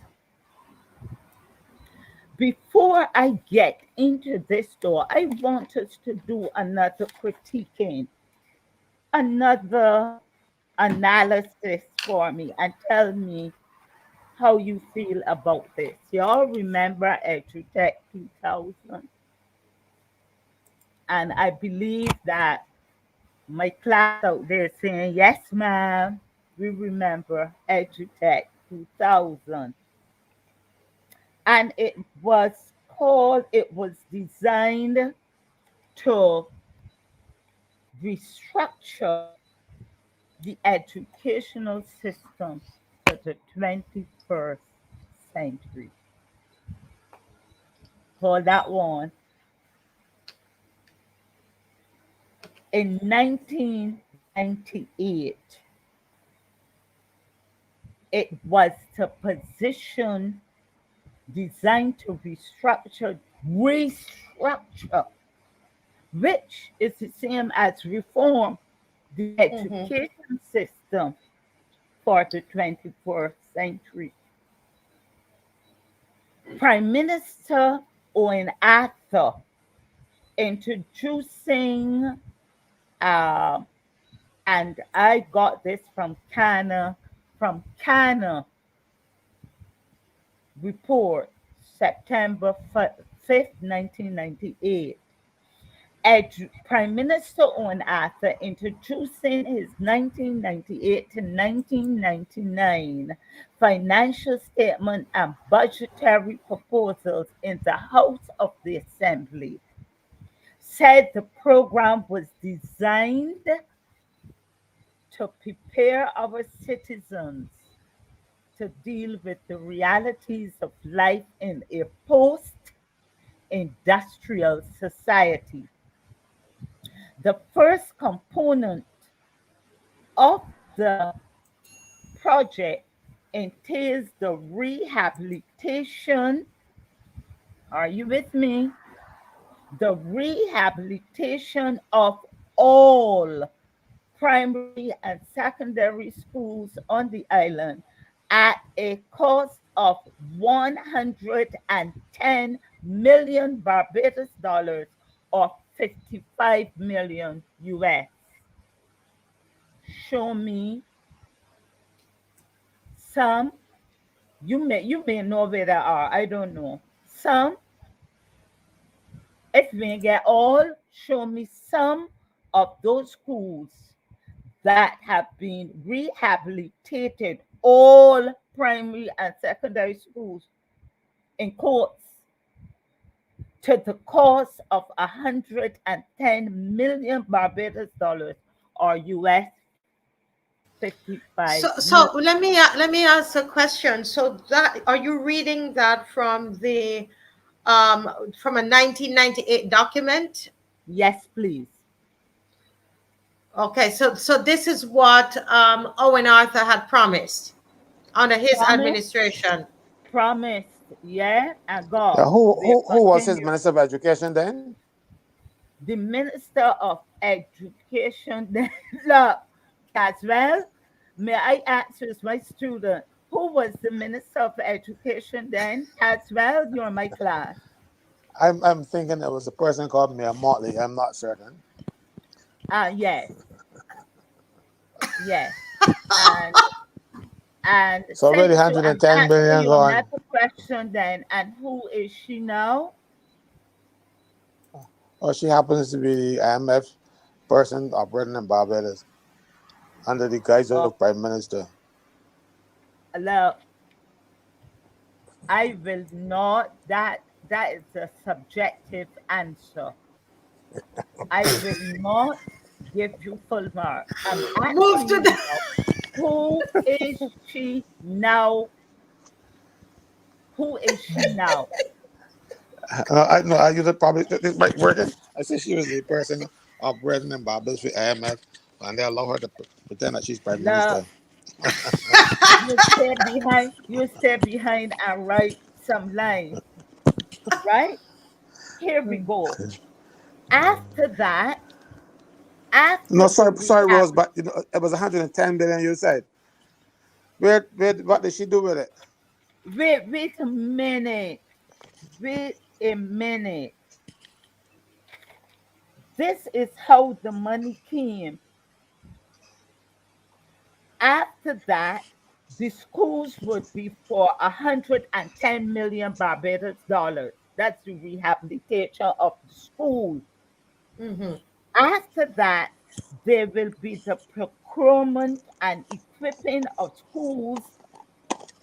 And my class out there, connect this now. to remote learning, COVID, and what happened to our children. If this investment was to reform education and prepare our students, we're talking of COVID come almost 25 years, is it 25 years? Not 20, about 20 years after this. Were we COVID ready? Did our students have the devices? And my expert here tells me that the apps had to are usually upgraded every 5 years. So I know that they might become obsolete, but were they replaced? Were our students techno savvy? And the very teachers, I believe some of the teachers who were supposed to be trained to deliver using the technology through EduTech 2000 would have still been in the system. Somebody is saying here, you have answered my question. And I think that you should be teacher's pet because you have said here, if EduTech 2000 was successful, then online teaching and learning would have been a breeze. Where is the investment? Let us may continue, Marcia, because you're the principal. Or you Yes, but yeah, this is mind blowing. So you're saying that in see when you asked that question, who was Minister of Education, I could not have answered. I would have to move to the back of the class. But but so I'm writing notes. So this in 1998, our Prime Minister, present Prime Minister, all jokes aside, was the Minister of Education, and they part of what she was supposed to do was the restructuring or the rehabilitation of all primary and secondary schools, and it would have been 110 million Barbados dollars to do this. yes, The question is, was that money spent? Marcia, what I am reading from the document, I'm throwing it out to my class. I am asking my class to use the knowledge, do research, because I've done research. I've looked for evaluation for an evaluation of EduTech 2000, and I can't find any. If you can find, So so please what the so pass. EduTech 2000, this 110 million was Is connected to it done? EduTech. No, Marcia. You know, sometimes students like you just send the lesson off. Sorry. I said it the lesson off. It is done. Okay, let me leave you alone. Okay, keep On going. as it continues, that Yes. after that there will be the procurement and equipping of schools with computer hardware and software, which will cost Barbados $152 million or US $76 million. The government applied for a loan of $85 million from the IDB and $30 million US dollars from the Caribbean Development Bank CDB, and counterpart funding from the government will be 120 million Barbados or US 60 million. Do the math. Wait, wait. I Do the added up math. here. I am asking, what do we have to show for that education reform initiative called EduTech 2000 that would have prepared our students for the 21st century? And here we were caught in COVID 19, and some of our children could not participate in online learning because, and I remember the slogan, a device for every household. I don't know if you remember that. A Yes. device was Someone is saying the money was spent, but how? I do know that I heard rumors that much of the money went into civil works and kickbacks were given to persons who call themselves contractors who couldn't contract. So hold a minute. So I listen. I am the new kid. I'm the new. I am the new kid in the class, and I came in the middle of the term. You know that kind of kid. So Yes, explain to me here now. So I just added up $406 million. Anybody did that? Because it was 110 million for the rehabilitation project. That is to and for the primary and secondary school. That's so yes, the actual school to to make sure the school looks and can do all the services it's supposed to do. And then there was edutech, 176 million Barbados that they got from IDB. Somebody's mic is crackling. I think it's Caswell's mic. 176 million the IDB loan, and then another that's 100. US, that's US, Oh, 152 million. oh, that's US. The 152 is 2 is million is Barbados ah or 76 million US. okay, 150. Okay, 176 million. Let us total then, if you're totaling, Yeah. 85 million US from IDB, Yes. 30 million from CDB, Yes. and the counterpart funding from the government, 60 million US. Okay. So that was So how six. much is Okay. that? So that's five. Okay. 11 and 14. 145 million US. Yes. 145 million US. So For and so that EduTech 2000, which was wow. supposed to reform education. Therefore, the plant would have been reformed. Mm-hmm. Yes, sir. You see, I'm class, so I put up my hand because you asked a Yes, question just now, and I didn't hear answered. You asked, what did we get for that money? We yes, got please. we got several BLP millionaires who became contractors and then millionaires as a result. I think that would be full marks.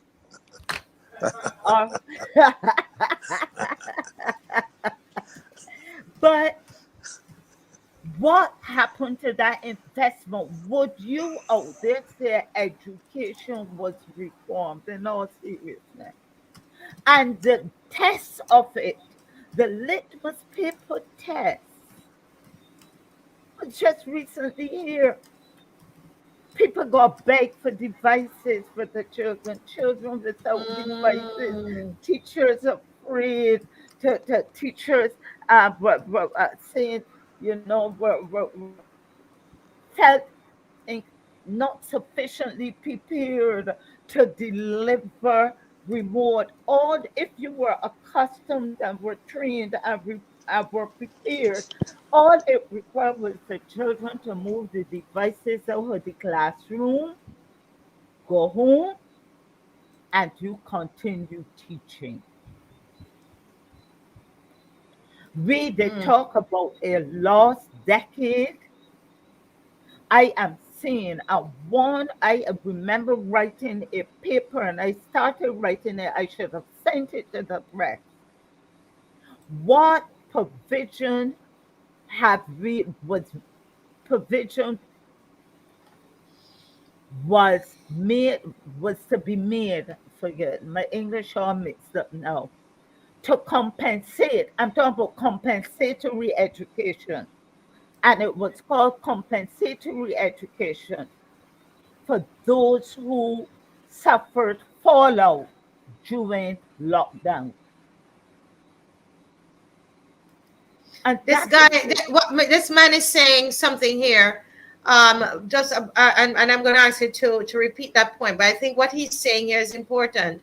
It's so big, I don't want to put it on the screen. It's going to cover you. But Joseph Cadogan is saying at that time I was contacted to be part of that project, and I refused the offer because I was told to submit invoice before I did any work, and my business partner in Canada told me not to get involved. There you go. What happened had and this is just part of education reform. I'm looking at the clock. This brings us on to funding. I may not be able to cover all No, the no, other. but listen, you have to come back, right, Caswell? She has to come Yes, back. definitely, because Definitely, you can't. definitely.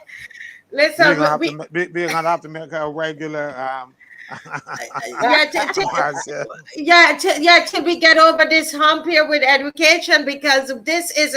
But before she goes on, I feel like I need to process what is going on. Teacher, can you slow down the class a little bit Yes, for me? please. Yes, Because please. You so want some some things demystified? yes, ma'am. Yes, ma'am. So so um so this $145 million, you're saying that it wasn't money that was just budgeted, but it was money that Borrowed. was borrowed, and meaning that we got the money, and it was assigned to the Ministry of Education, and the Minister of Education at the time was Mia Mottley, who is now the Prime Minister of Barbados. And what we're saying, from based on what you're saying, teacher, are we to understand that none or most of these things were not done under the under that under her watch? I don't want to suggest that. I am Mm. saying where is the evidence? I do know that some schools would have had the labs, sections, um, retrofitted for the computers, etc. I'm not saying that nothing happened, but are we sufficiently satisfied with the outcomes and with the returns and the tangibles on an investment that was supposed to transform? May I read what the Prime Minister said? Or the Prime Minister said at that time, the late Owen Arthur said that the program was designed to prepare our citizens to deal with the realities of life in a post-industrial society and to restructure the educational system for the 21st century. I would not come here and say thank you that person who commented that what Miss Corbin is factual is here. I researched instead of having a quiet week last week. I was researching. Come in my living room and see how my living room looked. All the old newspaper clippings I went back to. All the my question here tonight, we're looking at Mm. reforming, and one of the things that I I wish, and it's beyond the Auditor General's report, but when we embark on big investments like these and loans, there shall be checks and balances, and we should be able to account for the tangible outcomes. Where are they? Where are the schools that have been rehabilitated? How many schools have been rehabilitated? To what extent? Was it sustainable? Where is the evaluation on that process of reform? I can look back as I did historically last week on Friday. and do a check-off list for all the attainables on the slide. I could do a checklist on the Ronald Jones. He sought to establish how many sixth form schools in the newer secondary schools. And it then calls for the big loan from IDB or CDB. And I am not pleased either with the succeeding minister, who was Ronald Jones, who should have done an assessment of that EduTech 2000 implementation and let us know where it was at and if it were sustainable and continue it. But that investment died should I say slow or sudden death, without any accountability, without any checks and balances to say that it served to reform education. Because if I am to look back, I would give it a failing grade because now the test was here. And we heard schools and got devices, teachers in prepared. If it were a sustainable process that sought to reform, right from when you're reforming, it is a process. You keep working at it. You bandage it. You look for leakages, especially when there is an investment of that magnitude. And this brings us on then. And sorry if I'm getting passionate, but but I understand what you're saying. I understand because that too was a reform. That too was a reform. You see what she's saying, and it never happened. It never happened. I remember, and in Wow. all fairness, I remember that the same Kim McConney, as manager of Yes, invited myself and Sandra husband and a few others the morning to talk about EduTech 2000 brainstorming. After that meeting, the same Kim McConney asked me if I would stay on for a meeting with the then Minister of Education. I said, sure I would. And I remember moving from the meeting room at Yes, and we all congregated under the tamarind tree with Madam Minister, Mia Motley. And we chatted, and she was again passionate. She had this vision. She wanted it to move. And I remembered at that time the chief education officer, when Minister Motley asked me, and what do you have to say, Mrs. Corbin? Share any ideas? I started to share. The then chief education officer got very offended and dropped a remark about all these people that come in and they may know nothing about education. And I remember the then minister raised her finger and said, "We do not have to speak like that about Mrs. Corbin. Apparently you don't know that you don't know," and she rattled off my resume. And what I realized with EduTech 2000, and I don't want to attribute all the blame to the minister, there were persons, key players, who felt that EduTech 2000 belonged to them and nobody else must have a role to play within there. And I'm seeing the same thing being mimicked in this new proposal that is being given to the public to reform education. I wouldn't tell you, and I'm going to be facetious here too.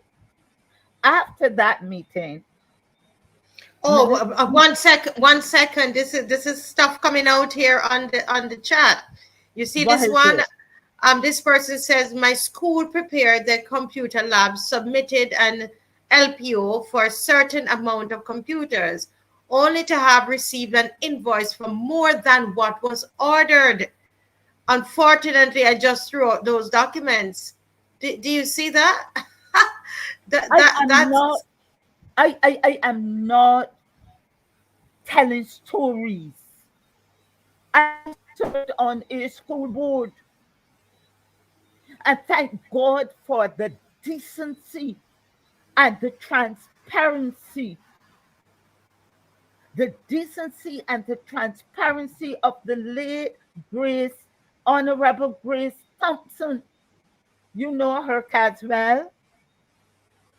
And that lady would say we can't go that route. We're not taking that in. We're not accepting that. We have to tender.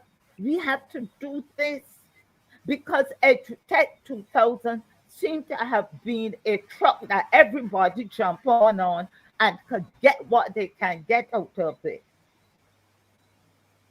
And that is not what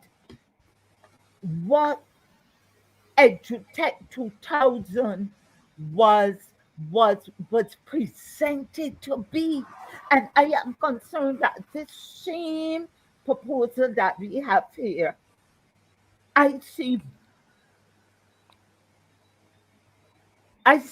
reflections and I get flashback on EduTech 2000. I thought I would throw that in to tell you about you start a reform process, no evaluation, no system to determine its efficacy, its usefulness, and no indicators for measuring its sustainability.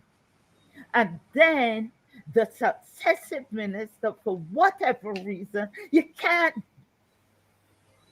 get loans that taxpayers have to repay and how the last government, pardon me, should speak properly before my class. I'm saying hollering.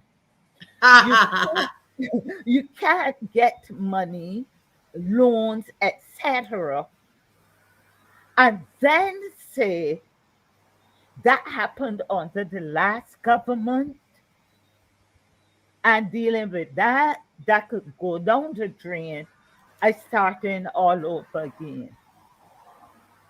Someone is saying, yes, Mrs. Corbin, sound engineering principles have to be applied to systems reform. The existing system has to be built upon and not destroyed in the name of something new. Good observation. You notice I'm not calling people's names. All right. May I talk about funding now? My question came up. How will this reform, proposed reform, be funded?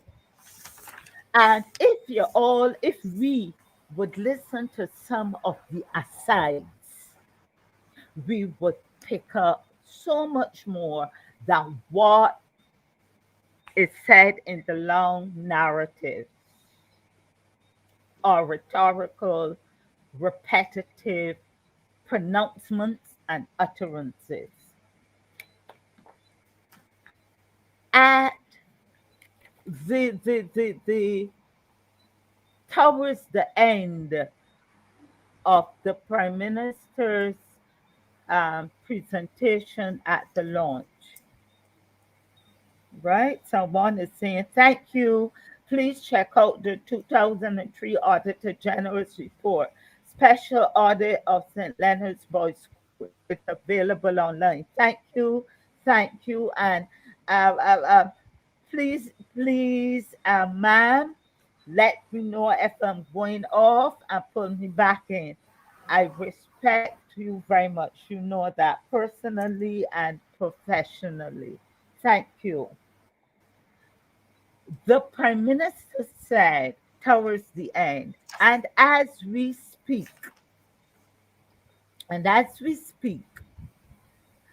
we about acquiring the convent school, and recently closed convent school, and facilities at Chelmsford Park. We are we are negotiating some funding, and I am going to share with you my research on where that funding is coming for those two schools. I would, I know she did say that she will speak to the Minister of Finance, Ryan Strawn, to, to secure, to find, to locate whatever the funds for this proposed reform. So we are planning the reform, but we ain't got no budget. I know, I know this is I think I am relinquishing my role here now because I'm looking at Caswell, my student, and I'm saying, uh, uh, should we have reform without determining how much will be spent on the reform? You're a bright boy. Could you answer that, It, Caswell? it happens a lot under this administration. They go and make provisions for spending and don't know where money's going to come from. But prior to this, never happened. Okay. Um, I'll let you write an essay on that for me. So hold a minute. You all listen, man. I'm the new kid here. I just came in. I just came in the middle of the term. So hold a minute. Um, you're saying that we don't yet know the full budget of the reform?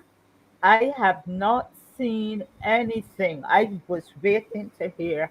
And this reform, I remember that the reform was happening before the presentation. The reform was happening before the presentation, the launch on Thursday. Therefore, there was a reform unit. I know there is a director of reform, and I don't think she's doing it gratis. I don't think she's doing it in kind. Uh, and that unit or whatever has been in place. And there must have been a budget for the consultations and for the big meetings. I don't know, but I have Mhm. not heard Okay. what what budget will be assigned or allocated to this reform. At Mm. least the late Owen after shared the amounts that would have been sought after and spent on rehabilitation, procurement of equipment, etc., etc. I'm not seeing or hearing that. Someone out there, if you have seen a budget for the someone said it's an open budget. I don't know.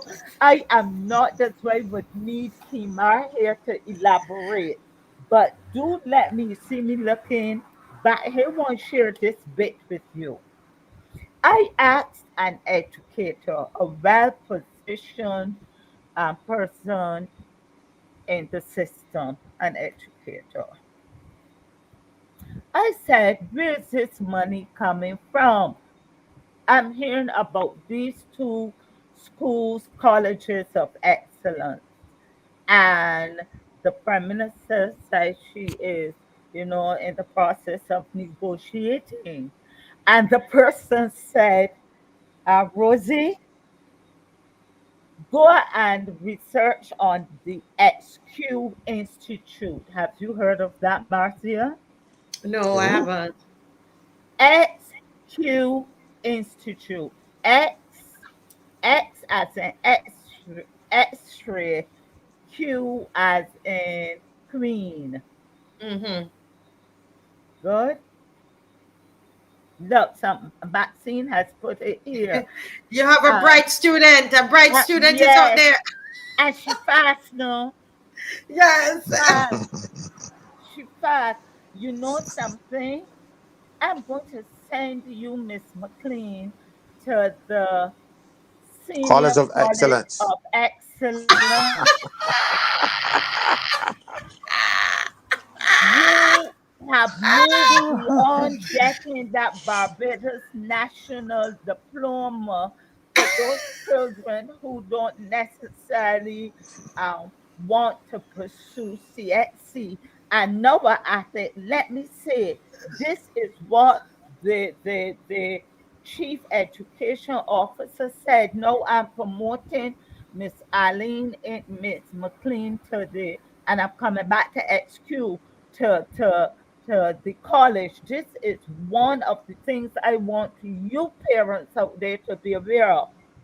Arsha Bradshaw said, what we are also proposing, she's proposing the introduction of the Barbados National Secondary Diploma that children will receive if they don't have not going on to CXC or CAPE, and she calls it a piece of paper, a That's what it piece would be. of paper, so that if the child leaves school and does not leave with CXCs, would have a Barbados National School diploma, secondary diploma, and the child will be able to say, I am competent in numeracy and literacy and foreign language.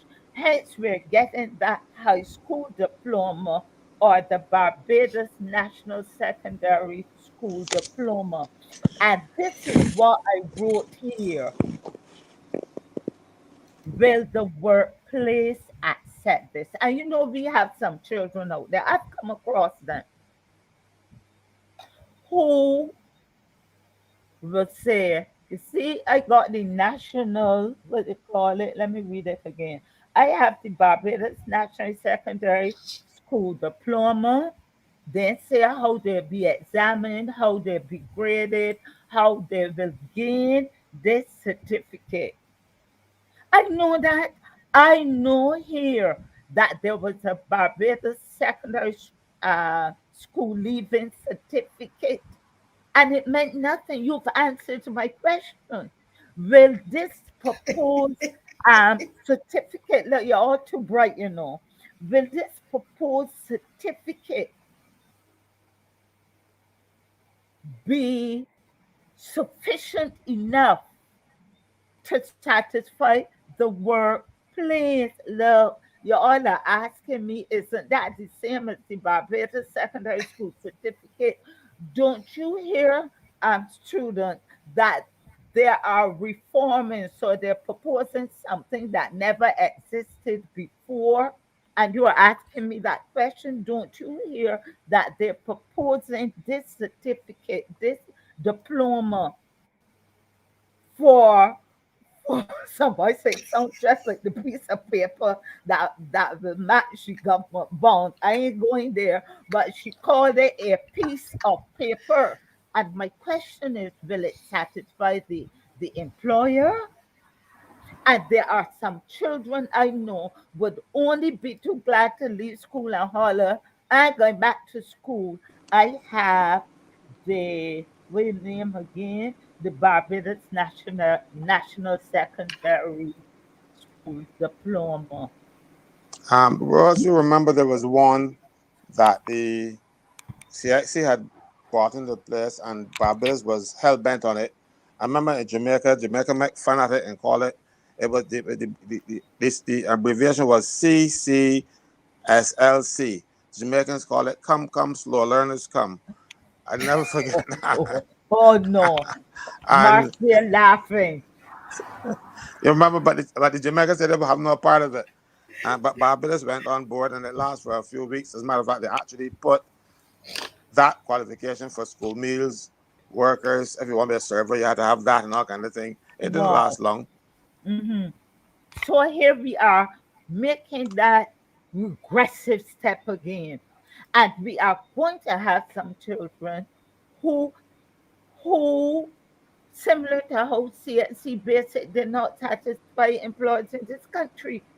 And we are doing this to our children. We're saying we are preparing first class, first world children, but I come into that if we have time. But let me get into. But don't forget about the source of the funding, I right? am I don't. coming now to XQ, to the Okay, okay. XQ, and my bright student who right now is sitting in what's where the senior college of excellence. She said here that there's been from the XQ. Here we go. The XQ Institute is an Oakland, California based nonprofit organization that develops programs to improve high school education in the United States. Mm. The institute began with something called the XQ, the Super School Project, to identify new ideas to reform schools and improve student performance.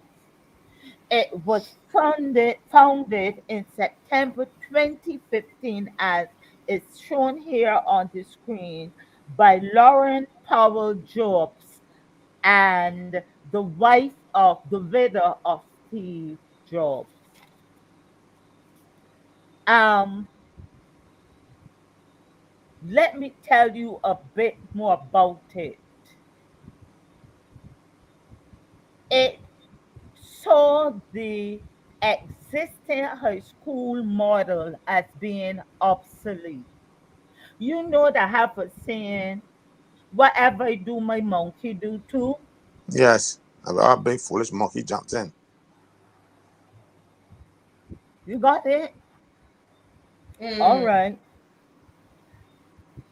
The launch, the launch day, and it coincided with the announcement of a 50 million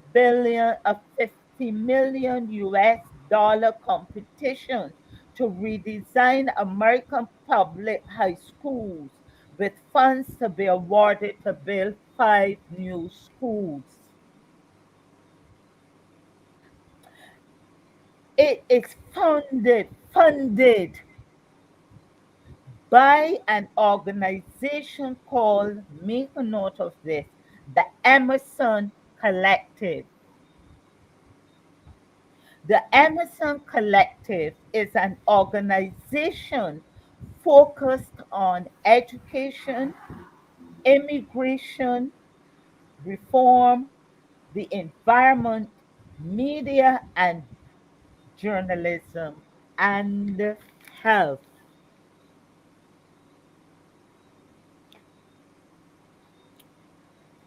Now, the Emerson Collective is founded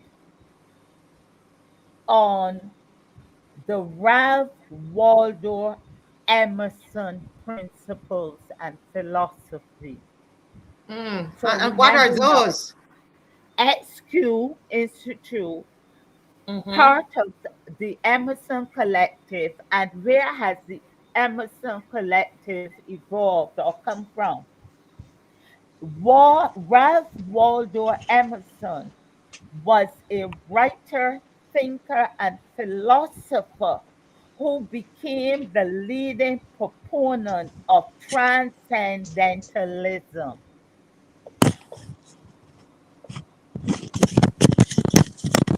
Wait. Let me turn off Caswell's. Yeah, go ahead. He So he is into and transcendental philosophy. yes, and we are getting this money, and I am saying to myself, what are we buying into when we get funds from XQ Institute? Come clean. Mm-hmm. What are we buying into? We know the conditions from our IDB loan is there Mm-hmm. to see. We know the conditions from IMF. We know the conditions from CDB. Come clean and say what is the XQ Institute and what are the trade-offs? Who will be benefiting? Who will be gaining? Someone Mm-hmm. said, I feel like I am in a bad dream and can't get up. God help Barbados. Listen, Rose, I tell you, Huh? this is so much. It is so much information that you have laid on us, your students tonight, and I say, with if we could pause on it, because it's like I'm writing, and it feels like I need to process it, and we will have you on for does because we need to get Just, to the just bottom of let me it. just let me tie into this one quickly. Two things I want to share and I step out of as your teacher. Somebody's talking about gender fluidity.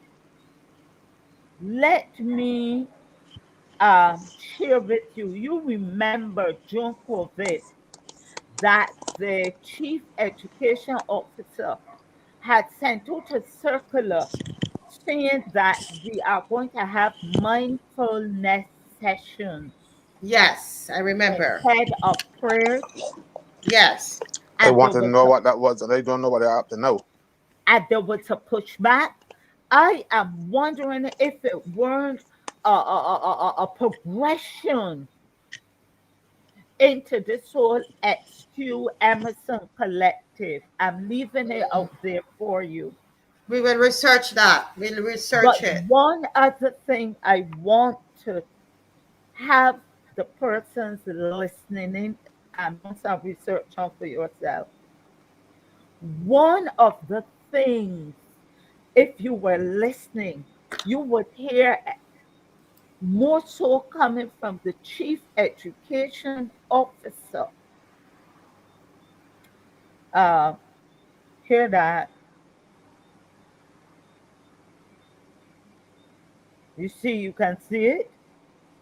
Oh yes, it says, am I to believe that we're going to get a complete overhaul of our educational system for a promise of funds for two schools from a philanthropist who is willing to finance experimented with new approaches in schools? Yeah. Um, you are a researcher. But not only that, I'm going to have to ask Vincent to do it because he's the legal clerk, and my information reaching me is that the convent was sold, but it was offered to somebody else, and they were going to pay $14 million for it. They got back raised by a consortium for $24 million, and now the government is going to buy it. I want to find out who that consortium is. That's going to sell the convent now to the government. Mm. May Wow. I then leading on to the question asked by the sole student right now in the Senior College of Excellence, the Excellent. sole graduate.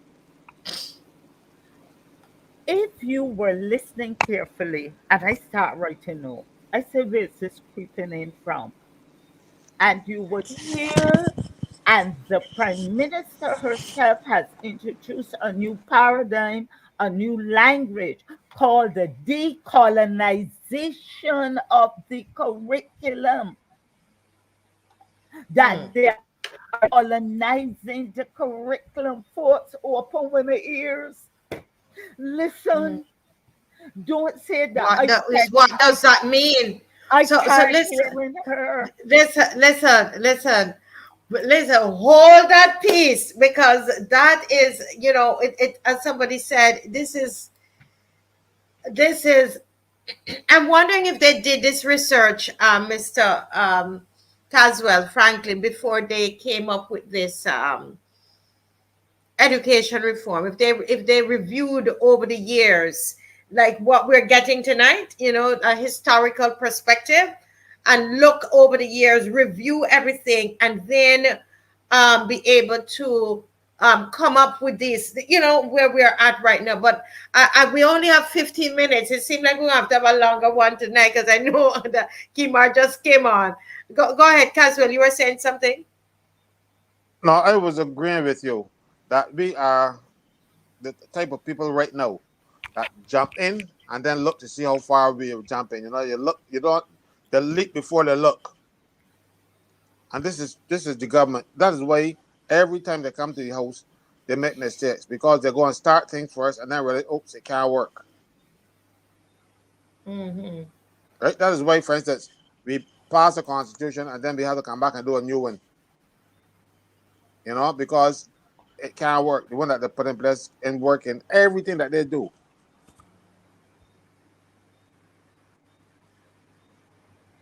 Mm-hmm. Somebody say, could dare the rest of us in Dunsland, because that is what's going to happen. That's why when they take out the creme de la creme and put them in the school of excellence.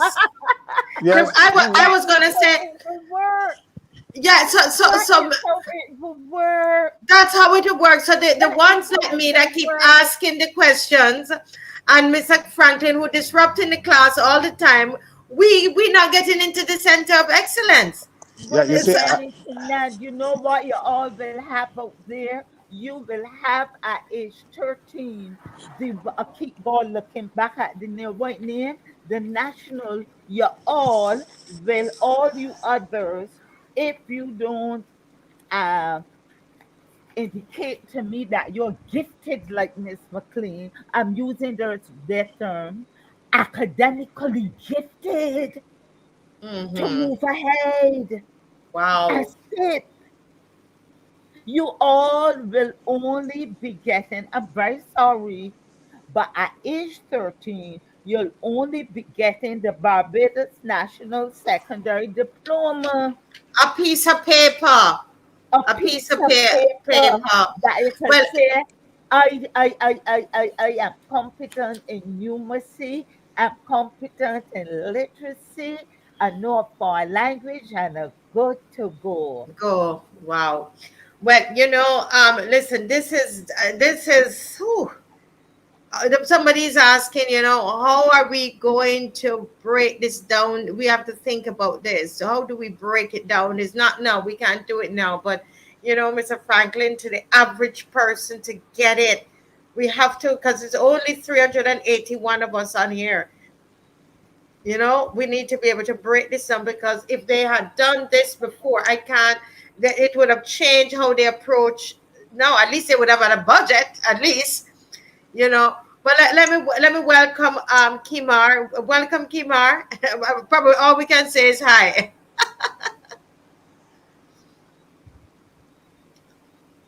He's not hearing. But Mr. Franklin, what is your take on all of what you're hearing? Because I think we might have to let me pick up on this. A lot of what Rose said has well, I knew, but she said a few other things that caught me by surprise, and I didn't know that they didn't have a budget. So I thought, saying this thing, it is natural to have a budget up front.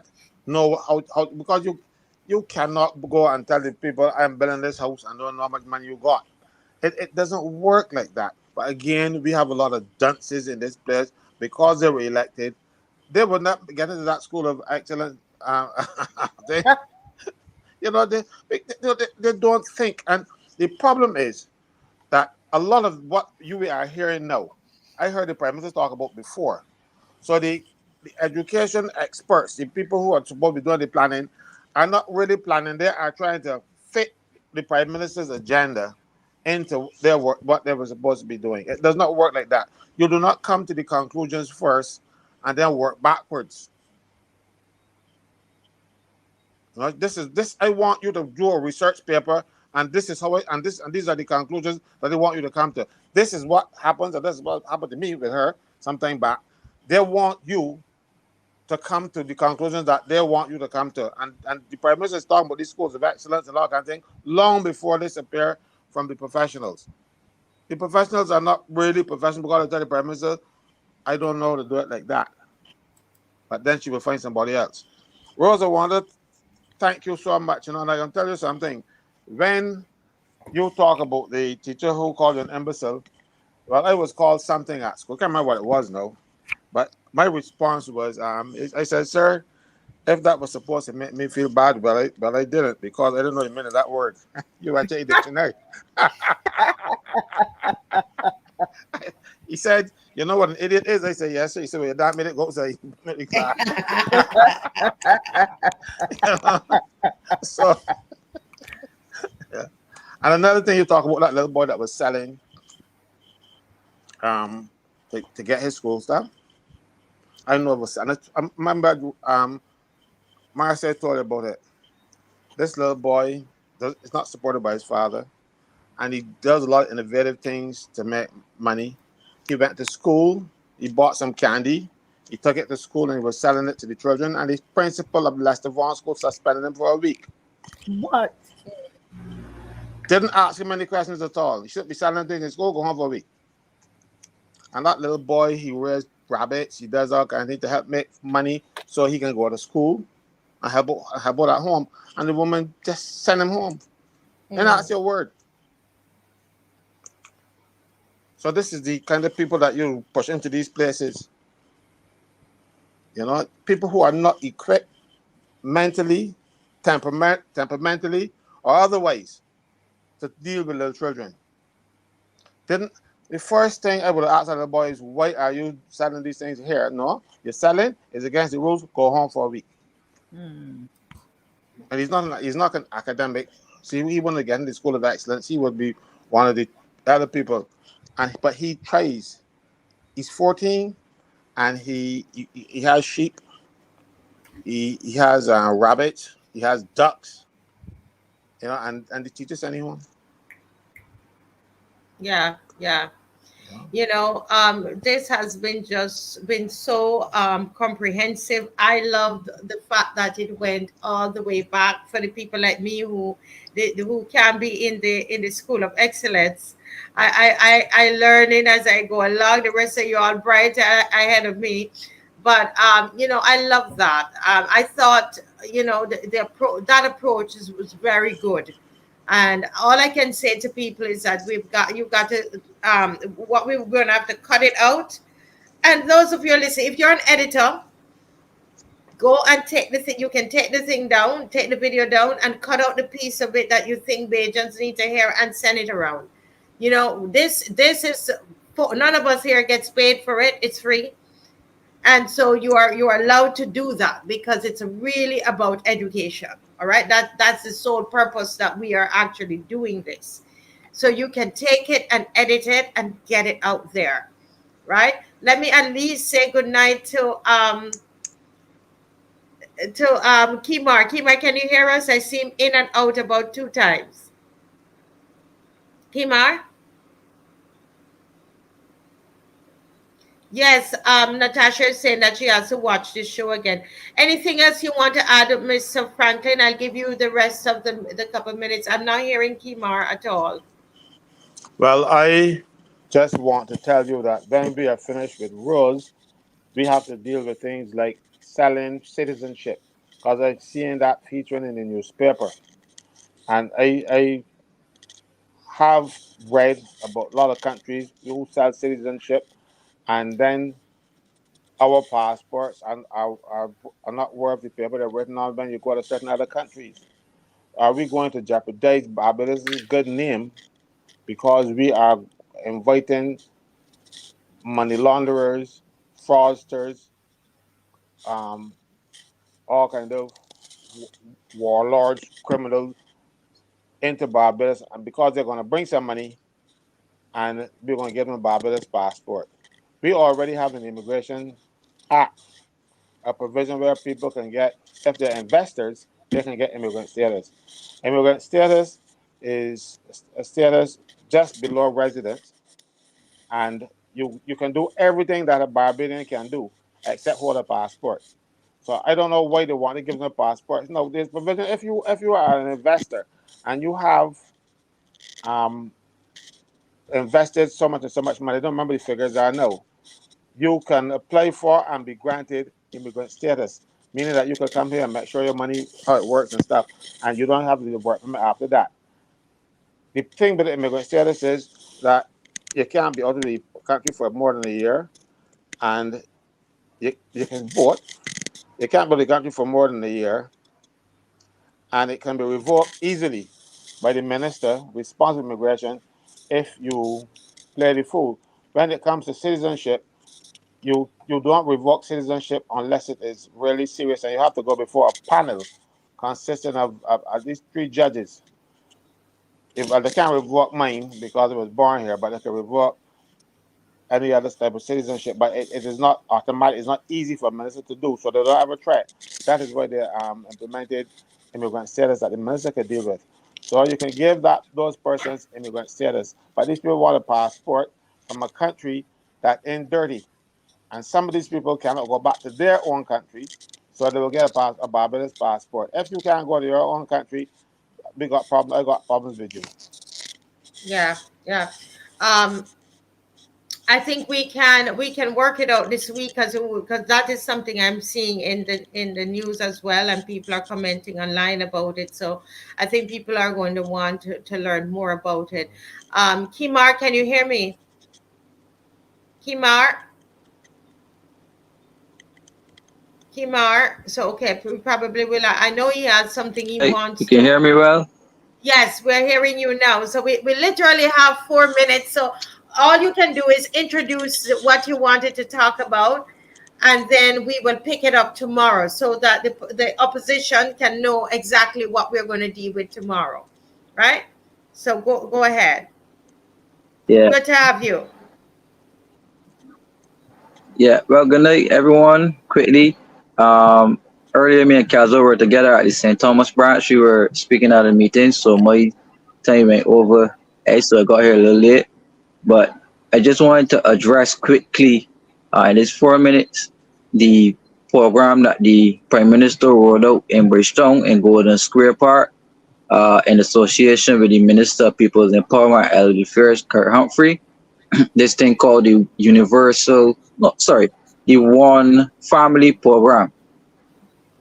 And this One Family Program is basically universal basic income in disguise. And those persons who follow the international world will know what universal basic income is. A World Economic Forum idea to put the people on guaranteed state income. So Minister Kurt Humphrey, he gave a press conference, and he said in this press conference that the welfare numbers in Barbados rose from approximately 3,000 to 8,000. That was a 5,000 person jump in welfare numbers. And he said that the reason for the jump in those numbers was a lot of focus on the social issues and the fallout from COVID. And he admitted that his government's economic policies were the reason for this massive jump in welfare numbers.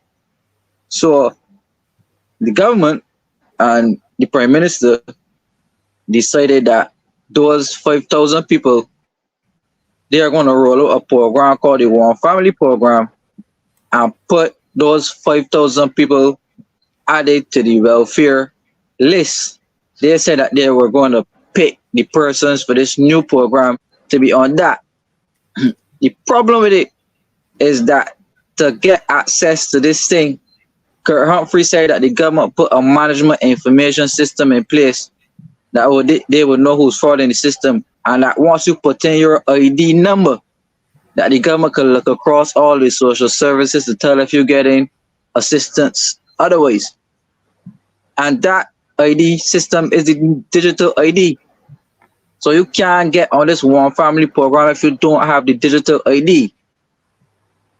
The program coordinator at the same launch, she said that the beneficiaries of this program will have access to many different social services. And the government was speaking about providing the income for health purposes, for education purposes, for cost of living purposes. So we need to watch that program. And she also said that they were going to come with something to fix the cost of living. The last thing they asked her about fixing the cost of living, she said that they couldn't fix it because of external shocks and the fact that oil prices were rising, and once oil prices go up, food prices go up. Kerry Simmons was in the newspaper the other day saying that we need to brace for an increase in oil prices. So how now can oil prices be going up, but she's coming with the idea to lower the cost of living? It is a fallacy. All of the price compacts failed with the private sector, and this new program that they run up with the private sector increased the agreed markups from 12 to 15%. All of them now gone up to 15 to 18% in the new agreement, and the private sector said that they were not interested in renewing any program. Kurt Humphrey, the same person responsible for this one family program, he said that the compacts were failing Barbadians and the country because the businesses were not sticking to the agreed protocols and none of the markups were decreased as they said. So I don't know what trickery they're about to come in with this price reduction, but our prices are going up, and our prices going up. If you go off of what the Prime Minister said, you can't be talking about food and price decreases if our prices are going up internationally. Just can't happen. Right. Well, you know what? Tomorrow night, thank you so much. Thank you, Kimar, always going a little further in. And everything he sent me today, I went through it, went through all the documents that he sent to me. And as Caswell said, they always pan out. It was very good reading today. He sent me to school. Mrs. Corbin. And Kimar, I'm happy to tell you, I read every single thing. I didn't get to take notes on everything, but tomorrow I have some more time. I will do that. But I wanna just say to everybody that it's been just so rich tonight. Not a lot of sensationalism or anything like that. Just like strong material that you need time to process. As somebody said that they would want to watch it again. So Kimar, please come and finish up. I know Mr. Franklin, he would normally, at the beginning, have that time. Didn't have that tonight. But tomorrow, God willing, we should be back here. And we want to remind everybody about the roadside parliament, which is going to be at the same place, or a nice cozy place there. I love there. Right there at Baxters Road and Westbury Road. And we're going to be there for the roadside parliament. I'm going to give Caswell the very last word for the night. Caswell, can you talk to the people on why they should come out to the roadside parliament? You see the information we're getting here. A lot of people are not computer literate and stuff, and they need that information to make sensible decisions when it comes to who they will vote for, how they will vote in Barbados. I'm not telling you who to vote for. I'm just telling you, you will make your decision based on what your experience. And if you do not experience this type of information online because you don't have the capacity or you don't have the time, come down and listen to us on the Roadside Parliament, and you will get the truth, the whole truth, and nothing but. We are not a political party. We don't intend to be a political party. We are not seeking political office. We just want to give you information. We just want you to put you up there so you will, because knowledge is power. And we want to give you the power to make sensible decisions. Because trust me when I tell you, we did not make sensible decisions in the last two elections. And it is you can see what's happening now. The government has run amok. They're doing everything wrong. They don't care because there's no restraint. Come down to the ROADSIDE Parliament and hear the opposition speak, because the only opposition you have is the people's opposition, and you would listen to them and make your decision. All I'm asking for is your ear. Lend us your ear. Come down and hear, and you will hear a lot of things that you don't know about.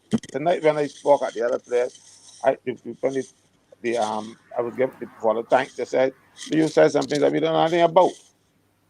You know, and that is the problem. We say a lot of things here that people think, oh, this is really Barbados. Come to the ROADSIDE Parliament and hear what your Barbados has become. Good night. Yes. And somebody's saying, don't forget to tell them about the illegal pension reduction. So I remember that. Okay, Yeah, so we will have to do we that. had so much things going. Oh my That Lord! So but I haven't yeah, forgotten. no, and I had it down tonight. I was saying I remembered you didn't do it. So folks, thanks again, Mrs. Corbin, for coming on. Say hi to Dr. Corbin for us, for lending you to us for so many hours. And Kimar, I know you're not going to miss this of the world. Few minutes and you came on and people already like, what? Tell Kimar to come on early. We want to hear Kimar tomorrow. So tomorrow you will have these three wonderful people on. We're going to divvy up the time so that they can, have enough time to speak to you tomorrow. And you're going to have your hosts will be on tomorrow. Pastor Ferdinand Nichols and Heather will also be on. Okay. God bless you all and have a wonderful night. Love you Good all night. so much. Good Take night. care, Thank you for everybody. Class joining. dismissed. Class dismissed. all the dunce one. What that means is that you can left now, left. Bye, everybody.